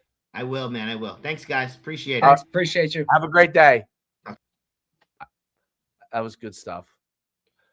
It's good to hear a guy like, you know, in the same type of world that you are, right? You know what I mean? Like, that has his own academy, yet he's still a high school coach, right? But not in education. He's not a teacher. He's not this. Has his own business in terms of the baseball market too, which, like, you know, we talk about that all the time, that like kind of double-edged sword of, you know, whatever. Like, look, he's got guys that play on his club team that don't go to DePaul. You know what I mean? Like, there's still a market for it. You know what I'm saying? Or guys that work with guys that aren't in there. And he's not going in there saying, you got to come to DePaul, or you got to this, I'm sure he'd like to have a couple of those guys like come over to his program, but also like they're going to make their own decisions. And then to respect that and kind of maneuver within that world itself, I think it is a different entity and whatnot. But like you said, man, baseball's a different beast, dude. It's a different beast. It's amazing how it's researched, and so like some of the things that we complain about are some of the things that also deserve credit for, you know, resurging it. You know what I mean? Like Perfect Game, you know, without the showcases and you don't have you don't have people wanting to sell gear. It's like one of these. Everything has a double-edged sword to it. Yep. But so you got to take the good with the bad, and it is. I think the parents have to continue to educate themselves and talk to people and talk to coaches and figure out who knows what they're talking about and who doesn't know what they're talking about. And I mean, maybe because I'm older, I'm a huge advocate of 2 things. Like, if you're working with kids and you're sending your kid to somebody, you need to have an older, wiser person that's involved in your process. And I do understand the young person that you want, because they got a supreme amount of energy and maybe they're a trainer or whatever. I do understand that part of it, but you need to have both. And I'm not saying you have to pay both. I'm saying you need to have both of those kind of people involved in your process, because 100%. The younger person sees it from their perspective. And they can relate sometimes a little bit better with the player. You know what I'm saying? Like, and look, we were all at one point that guy. The older person will ground you as to what the situation is, because sometimes the younger person gasses you up, or, you know, and it's not their fault. It's just they're excited. It's what it is. They want to be. Yes, exactly. Both sides really help give you that balance that you need when you're going through the process. Because if you're all in on the old school guys, maybe they have a lot of values, but they could be a little out of touch with something. If you're all in on the young person, they might be a little bit hipper, know a little bit more of the newer stuff, but maybe not be as seasoned in decision making, right? So you just surround yourself with guys, I think, for the most part, that can help balance out where your weaknesses are. But at the same time, I think you have to now, you know, understand what your weaknesses are. And sometimes as a younger coach or whatever, like, you don't see some of those things, but to have those other guys that could fire those things, throw it out there. Hey, you might want to think about this. Hey, we did it this way and it worked. Like, just that, I think the more information and the more you surround yourself with you guys that can kind of, you know, bring your weaknesses up so that they're not weaknesses, if that makes sense. You know, like, you got to be well-rounded in that. Like, if you're an offensive guy, bring in a defensive guy. If you're a defensive guy, bring in an offensive guy. Bring a guy who literally has done this at a type of school that's like this, or whatever it is. Balance it out. Like somebody who's been around the kids, or you know what I mean, can relate to it. You need a hype guy. You need all of those things factor into being successful on and off the field, right? And I think a lot of guys just come in right away and think like, hey, I got it. We're gonna, this is how we're gonna do it. And sometimes it might not be the right way. There's no doubt about it. I think that's really an important aspect to it all, and it helps you to really figure out the best way to do it, because a lot of these sports are tough. Football is really a lot easier than some of these other sports, dude. And now you're seeing it because now you're more involved in the others, right? Like you got basketball, baseball are very hard. Very hard. Stick and ball sports, right? Like that's kind of what they say. Like those are your traditional sports, right? Like it used to be forever. It was football, basketball, baseball. Well, they're harder to navigate. It's the less people involved on the team, the more teams there are in the space. Oh yes. So you're not gonna. It's just not gonna happen where there's a football team on every corner tackle wise. As far as like all-star stuff, because you need 20 plus guys to make it work, right? So it's hard to find 20 plus guys that are good, that are going to make it work. Like if there's one on every corner, that means everybody really, really stinks. Right. So, and football can get watered down very quickly. You actually do see it's already getting watered down because yes, it is all-star stuff. I see it in AYF. I'm like, I always say, like, I know we're good, but like, are we like beating everybody 40 points to 0 good? I mean, other than the other team that's in our town that happens to have a lot of really good players too. And so I say, like, maybe some of those towns are getting picked off, right? They get picked off, right? It's not just, it's not that they don't have good players in the town. They're going to an all-star thing or something like that. It's just right? what it is, dude. Right. So, like, which goes back to the whole thing of like, if you're a good player, they'll find you. Yes. And so then what happens is, like baseball and basketball is super easy to start a team. Find 5 good basketball players. Because remember, football, you need 70 guys. Basketball, you need 8 and shorts and a t-shirt. Like football, I got to get helmets, pads, like the whole work. That's why flag leagues are, you know what I mean? Or flag teams, anybody can throw together those types of things. There's not much monetary that you need to go into it. Football kind of eliminates a little bit of that because it's an expensive sport. You're talking about every kid is in $600, $700 of equipment before we even start, Right. It's even talking girls flag. Like I need shorts, t-shirts, flags. What else? Let's go, Yeah, I mean, the other stuff is just on a different level. Baseball, I mean, baseball is also like again, I love that what he said, and we talk about it all the time. Like the kids gotta love it or gotta want to do it. That's the first part of it.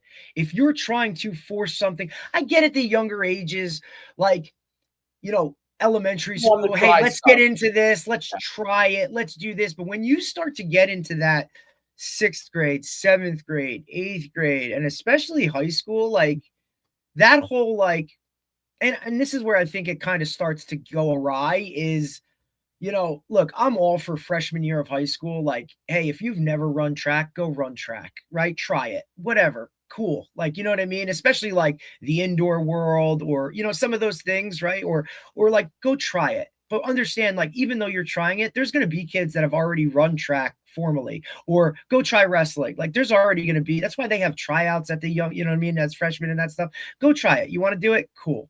But like, once you start to really like, hey, I want to like, don't expect that if you're just going out there with the mentality of like, hey, I'm going to try it and I'm kind of just joining something to join. Don't expect to go in there and like start and be all world and all this other things and get some of this stuff that, there are guys that like have wrestled forever or they love it. Like, and they're going in as fresh, like you're in a different kind of category. I think parents don't really understand that part of it. Like, oh, well, he tried out. Like, what does that mean? I mean, like, well, it means that he's like on the team, but it doesn't mean that he's like going to play. You know, we don't have any guarantees for playing, right? And the kid shouldn't have that. If that's what he's expecting, well, then he should have done this 2-3 years ago when I asked him if he wanted to sign up for wrestling, and he was like, not so much. You know what I mean? Like, I think that's a little bit of like, and we've kind of embraced that of like, hey, come on, just join, be a part of something, be on the team, and you'll get a trophy or whatever. And if you're cool with that, then that's cool. Come be a part of it. But if you're like looking to do something or actually like use it to go next level or any of that stuff, like your mentality at the bare minimum, you have to want it and love doing more of the extra. Maybe it's not even, I don't even know if it's extra anymore. You know what I mean? Like if you're a high school quarterback and you're a starter and you don't work out with somebody else on the side, or you don't throw in the off season, unless I feel like you're doing another sport. And even with that, I still think you should be doing something for throwing and football and all that. And quarterback's a different position and we can do all that stuff. But if you're not doing that stuff, like if you're a basketball player and you play other sports and you're not getting shots up at some point, or baseball and you're not getting swings in the quote off season, like, buddy, you're just going to be limited. You're going to be very limited. You're going to be in a category. And remember, just because that's your path doesn't mean that your expectation or the standard changes for the team, right? Like that's where it's at. And if you have to figure out your own path, your own way. What did he say? What did Coach Gam say? Like everybody's running their own race. Like, absolutely. Like, stop comparing. I know it's hard in the social media world. Stop comparing everything to this or that, or a category that you're not even in. How can you compare your exit velocity on a hit? Like, right. You're compared to Aaron Judge. Like, understand what lane you're in, or what race what time you're running your race. Understand some of that stuff. Worry about if the focus was always on you and just you improving, right? Like, look, I got my OVR numbers. How do we get better from this? Don't worry about anybody else's OVR numbers. Worry about your OVR numbers, right? Let's do that. Let's compare. Let's get better ourselves. And we try to push that too. Like, when we max out, guys are unhappy with their numbers, or I'm not as strong as this. Stop comparing, right? Let's take you from whatever weight you don't like that you're at right now. And at the end of this 7-week cycle, how much did you improve? Where did we go to? And then we'll go from there. Your broad jump is something you don't like right now. Well, let's do everything in time until we test it again. And now let's see where you're going. Are you going up? Are you staying the same? Are you going down? Right? Because what activity versus achievement? I know you're coming to the weight room, but are you just going through the motions, or are you coming in here and you're actually working? Right. Because everybody can show up to the weight room, dude. That's why I think like when guys are like, oh, hey, if you show, I'm going to track your attendance. If you show up every day, like I'll give you a t-shirt. That's great. Guys are showing up, but are they working when they're there? Right. So how about you get a t-shirt when you take your bench from this, when you started, and now it's here, right? Once you, not a number, right? But like your percentage, if you gained 25%, 50%, whatever percentage you gained, let's put a number on that and say, look, when your numbers reach this percentage of improvement, now you get your t-shirt. Oh, that's a good idea. I think that's a really good idea. Because it should be personal. I'm going to put you on a list, bro. Right? You know what? But that's also for you. But that's going to create a little bit of mental fortitude for you, right? I'm going to put you on a list. I'm going to put you out there. And if you don't think like, if you're going to get, hey, I'm not as strong as everybody else. All right, man. But you know what? How do you deal with that? Do you put your head in the ground and just say, oh, boo, boo, boo? It used to be enough to take attendance and kids that were there and give something for the top people attending. But you're right. I think you're right. Really, it's now not just that you're attending. It's are you working to make improvements?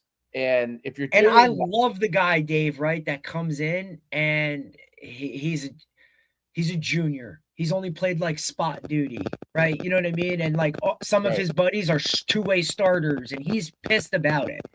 And his numbers aren't where they are. Dude, he comes in, works his ass off, and now he's a two-way starter, or he's this, and his numbers have... Well, that's a guy that you want to model it after, because he wasn't just so obsessed with a number based off of comparing himself to everybody else, which, look, we both understand. That is extremely hard because middle school, high school, Everybody wants to fit in. Everybody wants to be cool. It's the ultimate compare to other people. It's before you develop that maturity of like, I don't give a shit what anybody else is doing. You know what I mean? Like at our age, we don't care. I don't care that you get you're cool, right? Like the cool thing has gone away so long ago. I don't care if I sit at the cool table. I don't care if I'm on your group chat. Like I don't care. Right. But in high school, we cared. We wanted to be cool. It was part of it. You want to be part of the group. And for me to call you out on that rank recorded publish, go use that as your fuel if you don't like that you're the 10th best kid in the class. Yeah, and I'll reward your work. Publish, I think, is really important. I think the competitive nature. But I do think this. I think there are some kids that you're best saying, hey, here's the top 5 guys or whatever. But I do think really the next evolution of Rank Report and Publish is really what Tomlin talked about. The understanding that you're improving your numbers, not the numbers relative to everybody else, right? And I think that that's a key thing. Like, if you want to be the best athlete that you can be, you've got to do all these things and you've got to get these measurements so you can figure out improvement levels that you can go and work on. Because the coach, I think you should reward not just the top guys, but you talked about it. The guys who improved the most percentage-wise. So if I ran a 5.0 40-yard dash, let's say we were timing 5.0, and by the time the summer came, we timed this again, I ran 4.8, okay? But there's a guy who ran 4.6 because he's genetically faster, and he runs a 4.59 who worked harder. Obviously, the guy who ran a 5.0 got to 4.8, worked harder. Yep. Than the guy who ran 4.60 and ran 4.59 6 months later, right? So that has to be rewarded, because I think what you really want to tell athletes is you have to focus on improving yourself and making yourself the very best athlete player you could be. If you want to help the team, it's important for you to be the best that you could be. Okay, you got to be a team guy. That's important. But you've got to be the best you could be. No one needs a rah-rah guy that didn't work all summer. Okay? Right. Now, if that rah-rah guy gets 10 guys to work harder, I'll take the rah-rah guy too, because most likely he's working just as hard. You know what I'm saying? I don't think people follow. Yeah, I don't think people follow a rah-rah guy that isn't working hard. 100%. I think also like college that were rah-rah. College different. And look, I'm talking. There were some rah-rah guys. That you're like, buddy, you're a joke. Like, you don't even start. Like, what are we doing, right? And you're just like, you're a clown. Like, and those are guys that are just there to just kind of. I'm talking high school when you have like that guy. I don't know. There's just like a glue guy or a team guy, or like he's literally only been a special teams guy, but he gets those other guys. Like, I don't know. Just there's always that guy on a high school team, and sometimes it's really, unless you're plugged into the team itself, you don't really know what guy that is. You know what I'm saying? Like, it's really different, but he might not be the best player on the field, but he just keeps guys together. Or when shit goes awry within the team itself, he's the one that settles everything down, keeps everybody like as teammates. You know what I'm saying? Like in high school, I think you see it way more because they've grown up together and they've been buddies, or for the most part, you know what I'm saying? Like college, we all know that a locker room makeup in college is way different than a locker room makeup in high school. Like, especially now, again, Greg Olson just said it, and Kurt Herbstreit had just said it, that, ultimate teams where guys are put together are two of like the teams that you're seeing in the finals right now, like Signetti's team at Indiana, Miami's team with Cristobal, in a time where it's really hard to keep the team aspect as the main thing. those two guys have done that with those teams, and now you see them in a national championship. Like, I just think that aspect of it right now with NIL, with social media, with the transfer portal is a really, really hard thing. Everyone's accusing Signetti of that. You see all this stuff, they're accusing them of cheating and all these things all over Twitter. Again, what is always that, Dave? Every time somebody's look what happened when you got good at Palisades Park. Everybody wants to piss on somebody's parade when they get good. Yes, but here's what they're doing, because I've talked to a lot of coaches, okay, college coaches especially. They're beginning to dabble in AI, meaning that some guy over here will put his stuff in ChatGPT, but the way Signetti strikes me is that he's old school but on the cutting edge. Okay, the best of both worlds, right? 100%, dude. So he's a guy that's looking for edges. And so he believes in hard work and all those kind of things, but he doesn't believe in keeping you there all day. And if he's an efficiency guy, you better believe that he's been looking at it long before I have, okay?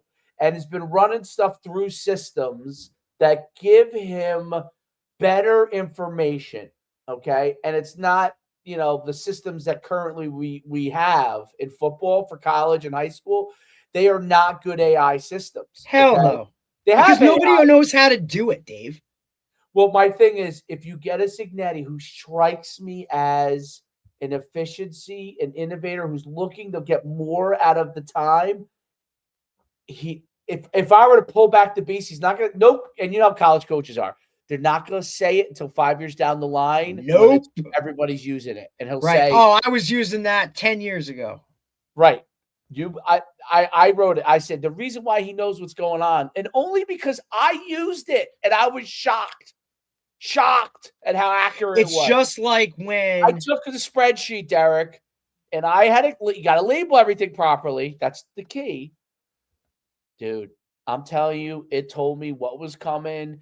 Now you still have to stop it, right? Okay, so for us, it was still we were in the right place. It was very hard to stop Wombo, okay?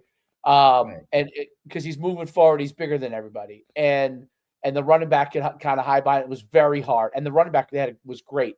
But I could tell you, we were in the right place almost every time. Mm-hmm. So that was like, even kids because of it, like people like Troy at safety was more confident in making tackles. That was the team.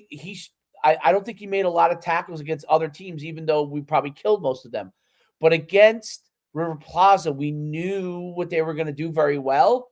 So he would be in the mix more, right? Now, look, they're still really good. Like, you still got to – they were able to beat us. But each time we played them, we got closer and closer because we were getting better information. So better information gives you – Of course.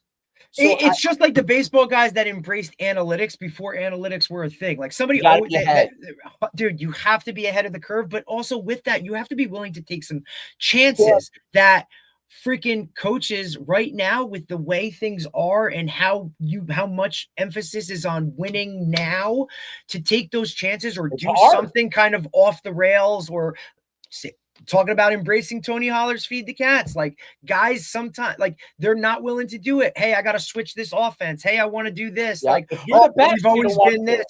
Dude, you got to sometimes be a bit of a, like, look what gets attached to us all the time. Oh, you guys are a little renegade like you do things that nobody else has ever done. Well, we're willing to take chances to put our guys in better spots. And if it doesn't work, we'll go back to the drawing board and we'll fill it out. But we'll figure it out. But we got to take some chances, dude, to get to that next level and shake things up sometimes. You know what I mean? Like, and stability is the nature of the beast, especially for football in the traditional sense of like, we've always done this or we're this. Stop putting yourself into categories or putting labels on things. Keep it general. And now, finagle, mix, match, do whatever you got to do, right? Because you don't pigeonhole yourself into one way thing or something else.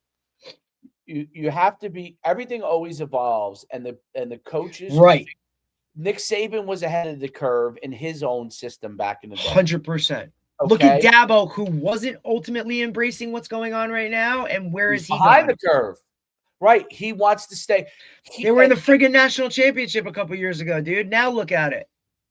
Right. You have to, and high level sports evolves quicker than everything. So fast. I like, that Signetti, that Kiffin, that probably like the whole thing with Oregon. I thought was interesting because they picked off that very first pass. They knew it was coming. Here we go. And all I think is you run the numbers through the system and you figure out that they probably throw low on the first couple. Pass. It doesn't mean that they're going to throw that play they threw, but you probably were able to run the numbers and figure out they're going to throw. It's never going to give you the exact answer, but it's going to give you multiple choice answers. If you're 100%. But you know what I mean? Like, Dave, but you know what I mean? Like, I'd much rather have a multiple choice question, right, with options of what the answer can be, rather than an open-ended fill-in-the-blank type of answer or question, right? Because I think in football, most of the time we're guessing. Correct. The biggest thing you want to eliminate is guessing. Yes. You want to be in the right place as much as humanly possible. And it goes back to one of the things that, like, I think I've told you just before. When the end zone system was coming out, we were playing a team that ran the end zone. We were starting to be good, and I was like, know what's going on. Understand the end zone. How do I play this? And I hired the end zone guys to run a clinic, and I set my kids to it. And we go and we play Becton, and I'm telling you, here it is. Becton called out exactly how end zone calls it. They obviously our guys. People are like, "What the hell's going on?" Our guys were sprinting, picking off passes. Yep. And so, would you say, "Hey, did we get a cheat code?" That was the cheat code, dude. That's the cheat code. We knew your calls. Right. And that's on you for not thinking that we were, whatever, to like understand that. We ran the clinic. I paid $1,000 to buy the manual. They happened to run it exactly as You're like, and guess what? It got me a win. We were up 40 points so quick, or 30-something points so quick.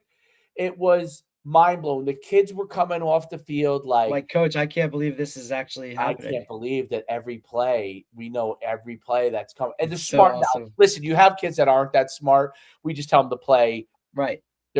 But the 2 or 3 kids that are smart and good players that you always have, what is going on? Flying around, picking off balls. I mean, hitting the quarterback. It's a lot of fun, man. It's a lot of fun. Yeah, that's how I realized you had to play man-to-man against. People always ask how you play end zone system. I'm like, if you have better athletes, then play man-to-man. Yeah, because you can do it.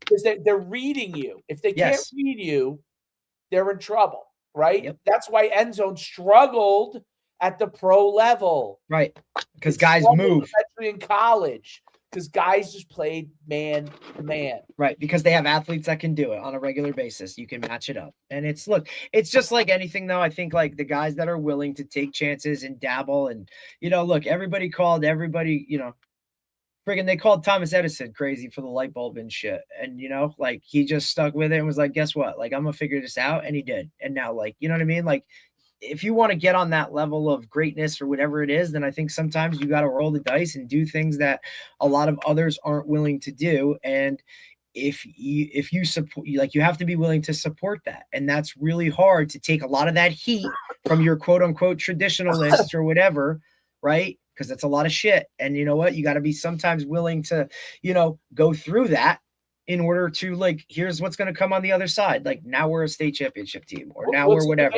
Baseball is working out, okay? Training for strength, speed, and quickness.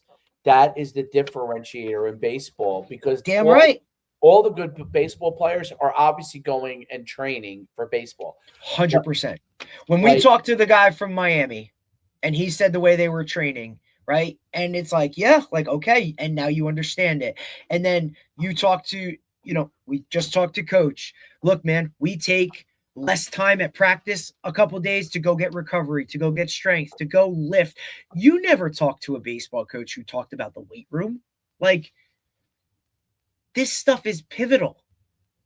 with the abilities that you have now, and for kids that are, you know what I mean? Like, again, sometimes you have to switch things up and change things. Like, there's one thing about going out to the field and taking swings and doing all that stuff daily, but to switch it up and be like, hey, we gotta get a lift today. That helps their mental side of like, oh, we're doing something different. Like, boom. You monotony and the same thing over and over, for as many perks as it has, it also at some point starts to take away from the overall grand scheme. Change some things, do some things differently. Like, it's a constant work in progress, and that's what makes it great, right? Is because in order to achieve greatness, like, sometimes you got to change things. It's just how it works, because the nature of the beast is the sport itself changes. There's so many outside factors that add to change that it's inevitable. So you have to, like, what works for you might not work for others. Know your program, know your kids, know all those kind of things. And look, if you just want to do the same old, that's fine. And you might win a lot of games that way, and that's okay too. If you're the best team, see, at the higher levels, being the best team is not going to be the differentiator. Okay, because everybody's got talent now because of the transfer. Everybody. So it's not like you could hoard talent. You can't hoard talent anymore. Not like you used to, right? Like the third string linebacker at Alabama, you knew was going to be an All-American, and he was willing to sit through sophomore year of only playing special teams before he even got on the field in a package. That ain't the case anymore. He's going to leave. He's going to go to a smaller level school, dominate, and make money. Like, so you know what? Like, your top guy better be healthy to play all 12 games, because the backup sure as hell ain't him, and it ain't what used to be there. I appreciate he's starting somewhere else. I appreciate coaches who, like Saban, who was ahead of the curve in what he knew, and when he got older and he saw this whole thing coming in. By the way, it doesn't mean that Nick Saban will never come back, but I think Nick Saban said, "Hey, I got to retire. I can't stay ahead of the curve in this current system because I don't understand it the way that I understood the other system." Okay, right. And let me go figure out this world and how I can maximize everything in it. And then if something comes up and I like it, I'll come back. And listen, I think part of, like, I'll give Belichick this. He likes football so much. He's willing to, I mean, it's crazy, the whole thing with the girlfriend thing, but I do respect the fact that he's willing to put himself in a world that he definitely does not know at all. And he probably has to learn it. He probably going into that, right? But again, look at it. Surrounding himself with guys who he thinks understand that a little bit more, right? Including his girlfriend? Including his girlfriend, right? I mean, look. She might understand it. She might be able to say, hey. But different ways to, like, you know what I mean? Like, different ways of doing it. Like, look at the owner from the Colts. She's on the headset. And look, for so many people that are like, what is this? Blah, blah, blah. Negative. There's positive within that too, of at least she gives a shit enough to understand. Like, she wants to be in it. She's like trying to figure it out. Like, for me, good for you. I don't know if it's going to work. I don't know if some guys might stick their nose up at that shit, but like, I'll look if it's me personally, like if this is like my livelihood and the money that I have, or my dad's legacy is going into it, like, yeah, I want to know what's going on and what we're calling. Like, I'm signing the checks. So the true ownership of that. Now, look, there's something to be said for staying in your lane and doing all that other kind of shit. But if she feels like she needs to understand it or do it that way in order to make the best decisions, to make her to put her team and organization in the best spots, go for it. Kudos to you. Like, holy hell. Maybe we see other people start to do this. I don't know. Like, to me, it's something different, but different doesn't always mean bad. And for the most part, I think a lot of people think that. They think that something different, something that's not, quote, the norm, is a bad thing. Like, maybe some things need to be looked at as bad before they could be really good. Like, you know what I mean? I'm sure you can find examples of that. Absolutely. I think, in high school, it's a little different. Like, if a guy's an innovator, it will help them. A lot of guys are not going to be. That's just kind of how it's going to be in high school. But the guys that do, this is where like Tony Holler has the thing. I think I just saw it yesterday or today. That might have been yesterday, where he said, listen, right now it's an advantage to do the feed the cat system. In 5 years, everyone will be doing a version of this, so it will not be an advantage. So, so what's an advantage? So take advantage of it now, right? Because you will be more successful, and if you're more successful, you'll be looked at as a better coach. And some guys are phenomenal coaches. Like they know how to relate to players, they know how to get most out of players, but there are also guys that know how to stay ahead of the curve and then figure out how that gets the most out of their players. And you have to know who you are, what your personality is, and take advantage of the opportunities, because that ultimately gives you a chance for success. And if you're a coach, that is like, listen, I always thought COVID was a monumental disadvantage for my coaching style, because I relied always on the summer and being able to work out the kinks. So I was ahead of the curve as far as system wise on everybody else. Right. And I would be able to then have them know it cold. And I always thought it was hard because we had no practice, and you kind of like relying on your athletes to be athletes and try to pare down the system. And I think it was going to I thought it was going to take, I think I needed more time in that system to figure out what everybody could do, where I would have figured it out in the summer, right? I would have been able to figure it out in the summer. That's who I am as a coach. Okay. Right. So for me as a coach, that's usually what I need. And I need to be, because once I know this, what my players can do, then I can construct the system. Now, a guy who runs the wing T and only runs the wing T, and he knows what he's going to do, and he's going to run these plays all the time, I would say that they probably have an advantage in a COVID system, because these kids have been running the same thing for a long time. They know it. It's what they've done. Like the stability of whatever. Like we needed that year, that time. We needed that time to especially with, imagine if you had COVID when what's his name went down. Like we really been screwed with that team. Right. That's what I mean. Like we had, and especially coming into a place where we had a senior heavy roster that was going out the door. Right. Like we needed to get those younger guys ready to go and have them prepare and do that quote unquote extra stuff of, installing this or running this or doing this. Like they needed those extra reps and that time to develop. Correct. We were going to be young irregardless of if we had time or not. So we were already quote unquote behind the 8 ball. We only had a few seniors, I think, in that group. 100. Yeah, in that group that was coming up, absolutely. The group after Chambo's group, the COVID. Right. Yeah. No, Chambo's group, like that's an anomaly where you go in, you take over the kids, the senior heavy class embraces it, but they embrace it and go with it and are like, this is awesome. Right. And then you have some success because look, I've been a part of that twice. My first year coaching, we took over a senior heavy roster at Passaic Valley and ended up in the state finals. Right. And it was like, oh man, this is going to be every year. And this is what now all of a sudden you kind of got to reset it with, only 2 or 3 main guys returning, and look, it just isn't the same. And now, well, why aren't they winning or why this? But there's a lot that goes into that. You know what I'm saying? So I've been a part of that a couple of times where you kind of got to let, sometimes that early success or that initial success of, that creates now an expectation to people outside the building. And that's the standard, but it doesn't just happen with the snap. You know what I mean? Like you got to work for it. It takes time.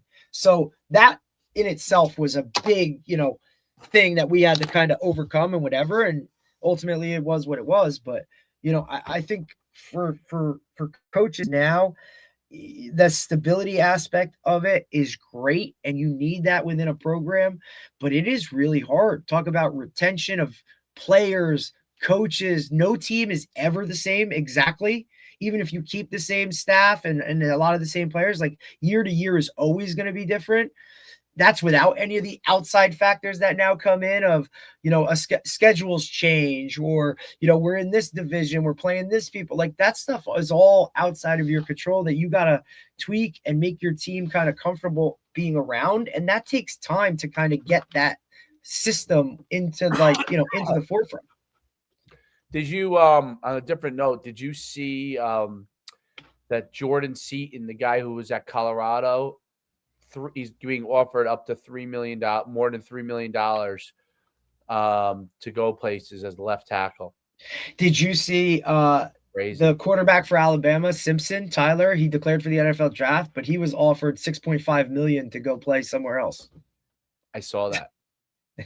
He ain't making $6.5 million as a first round draft pick. Sorry, buddy. If I were him, I would stay the extra year. I think you're going to see that more. I mean, why not? Or you're going to see Carson Beck-like situations where guys are going to leave after that good sophomore, junior year to just maybe go get more money.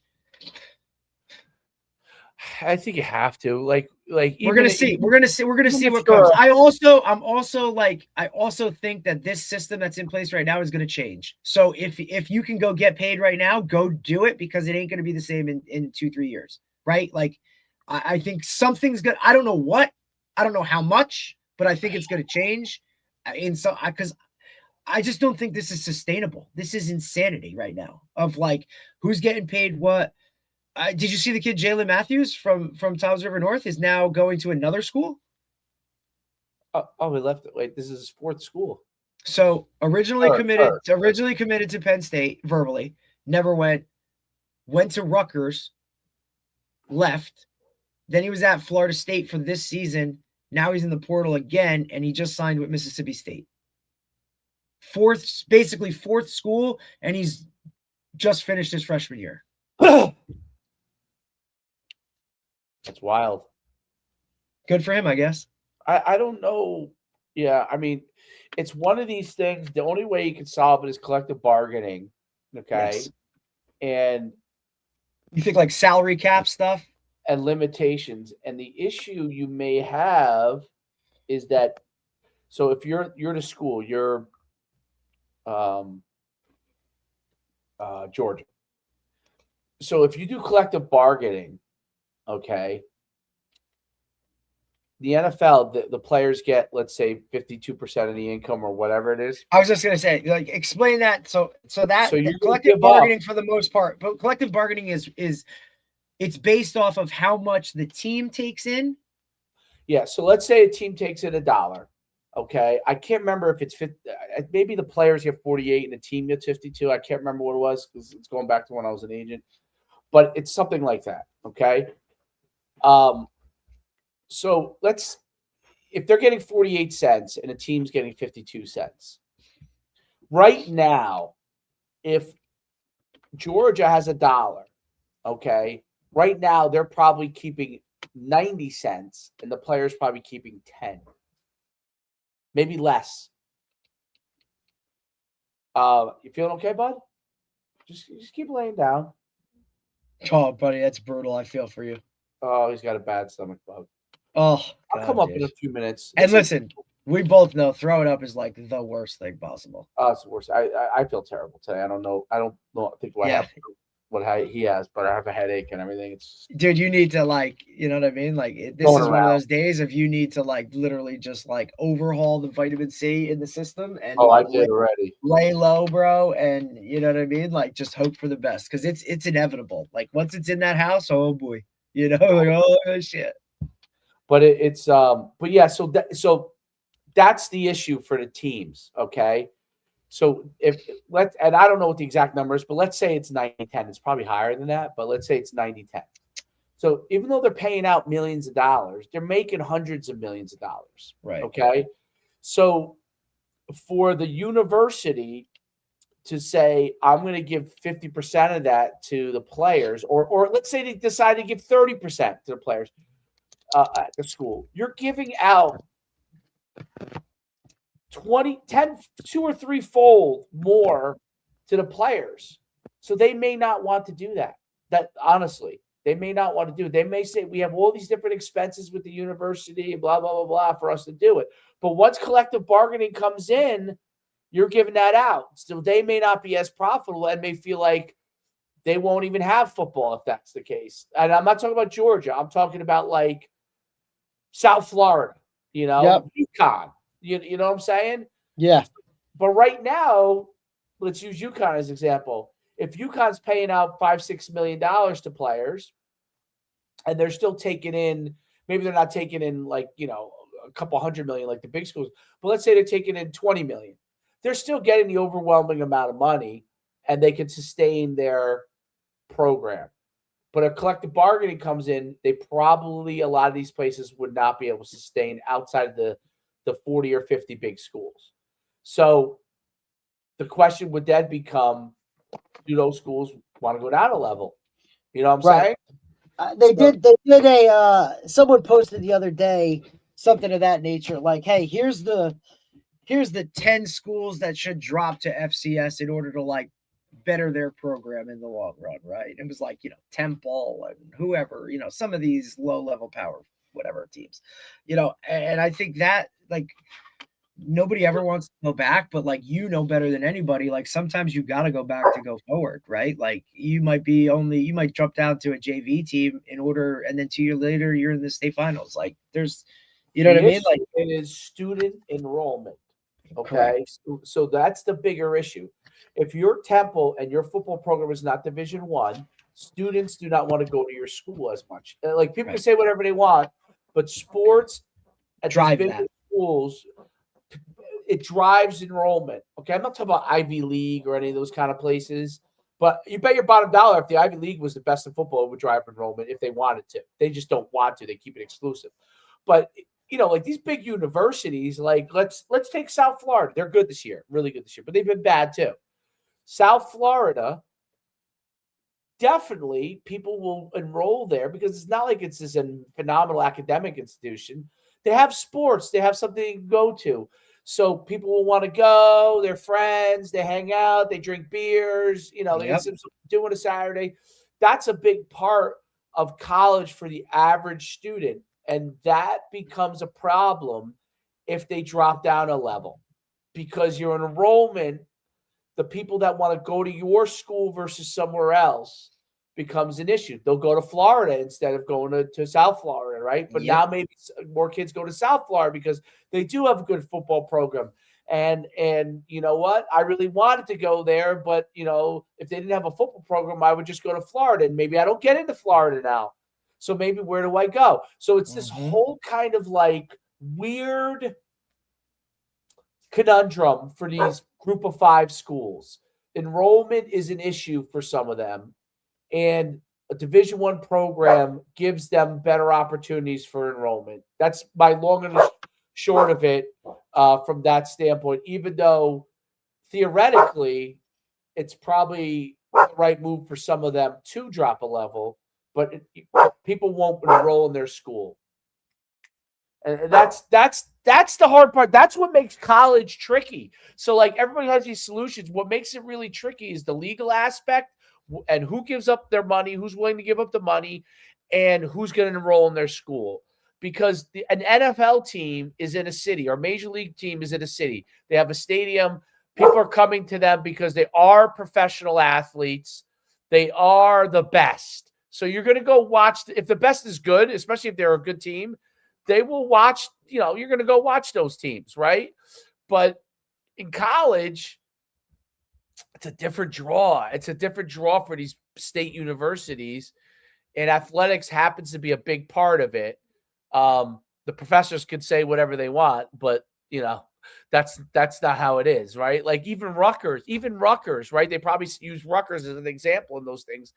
Even Rutgers, kids may not go to all the games, but they like going to Rutgers because there are those things going on, right? So, because otherwise why would you go to Rutgers? It's in the middle of New Brunswick. Like, what's the appeal if they don't have big time sports? Like, absolutely.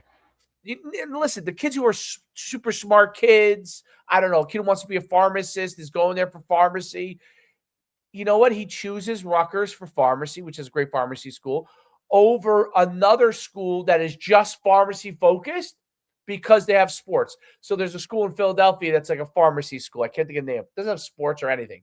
Like if you want to be a great pharmacist, you go there. But maybe Rutgers gets some of those kids because they have sports. They have a more of a life. Whereas the kids who go to this pharmacy-focused school, they're there to be pharmacists, but they don't get all the other fringe benefits of a school like Rutgers. So I think that's the overall issue. And honestly, I don't know what the answer. That's a hard problem. It's above my pay grade. Oh, it's way above. It's way above my pay grade. You know who would be great to talk to about it? A guy I played ball with. Is he's I don't know what the exact role is, but he's like the liaison to the president. He's probably, when the president retires at UConn, he'll be the next. He might be next president. He played football with me at UConn. Really smart guy. Worked for the NCAA. Worked all these different places, and now UConn brought him in. So my guess is he's probably in line. He probably would know. I might ask him, because that would be a great topic to talk about, because he probably would know all of those issues that a university looks at. And he is a sports guy too, right? So he probably knows all of the issues that a university looks at from that standpoint, because it is a problem. Like, if you went to UConn, Derek, when we drove through it, I was shocked when we went to the game this year. We drove up real quick to UConn. Dude, the facilities they have for every sport, it's insane. It's insane, because that's what drives it. It's why guys constantly are revamping, this. Like, you go to a campus, and if you want to see like positive things, like, there's always construction.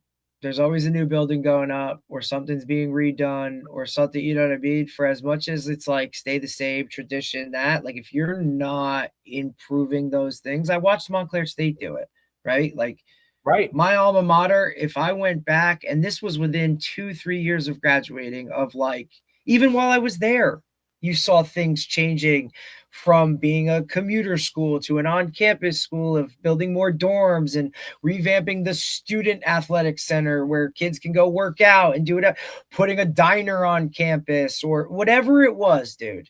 Like, it's all about improving in order to get more enrollment, because growth, both through bodies and all that other kind of stuff, like, dude, that's now tuition that can pay for things. Like, that's, if you're staying the same, you're going nowhere. You're probably going backwards.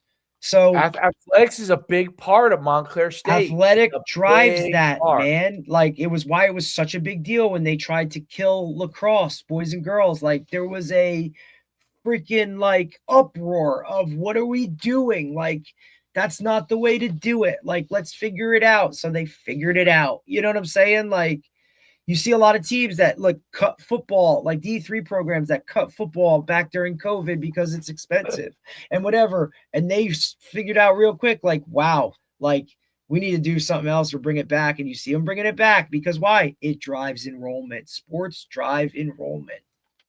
It drives enrollment, and students like places to go. They need activities, things to do. Right?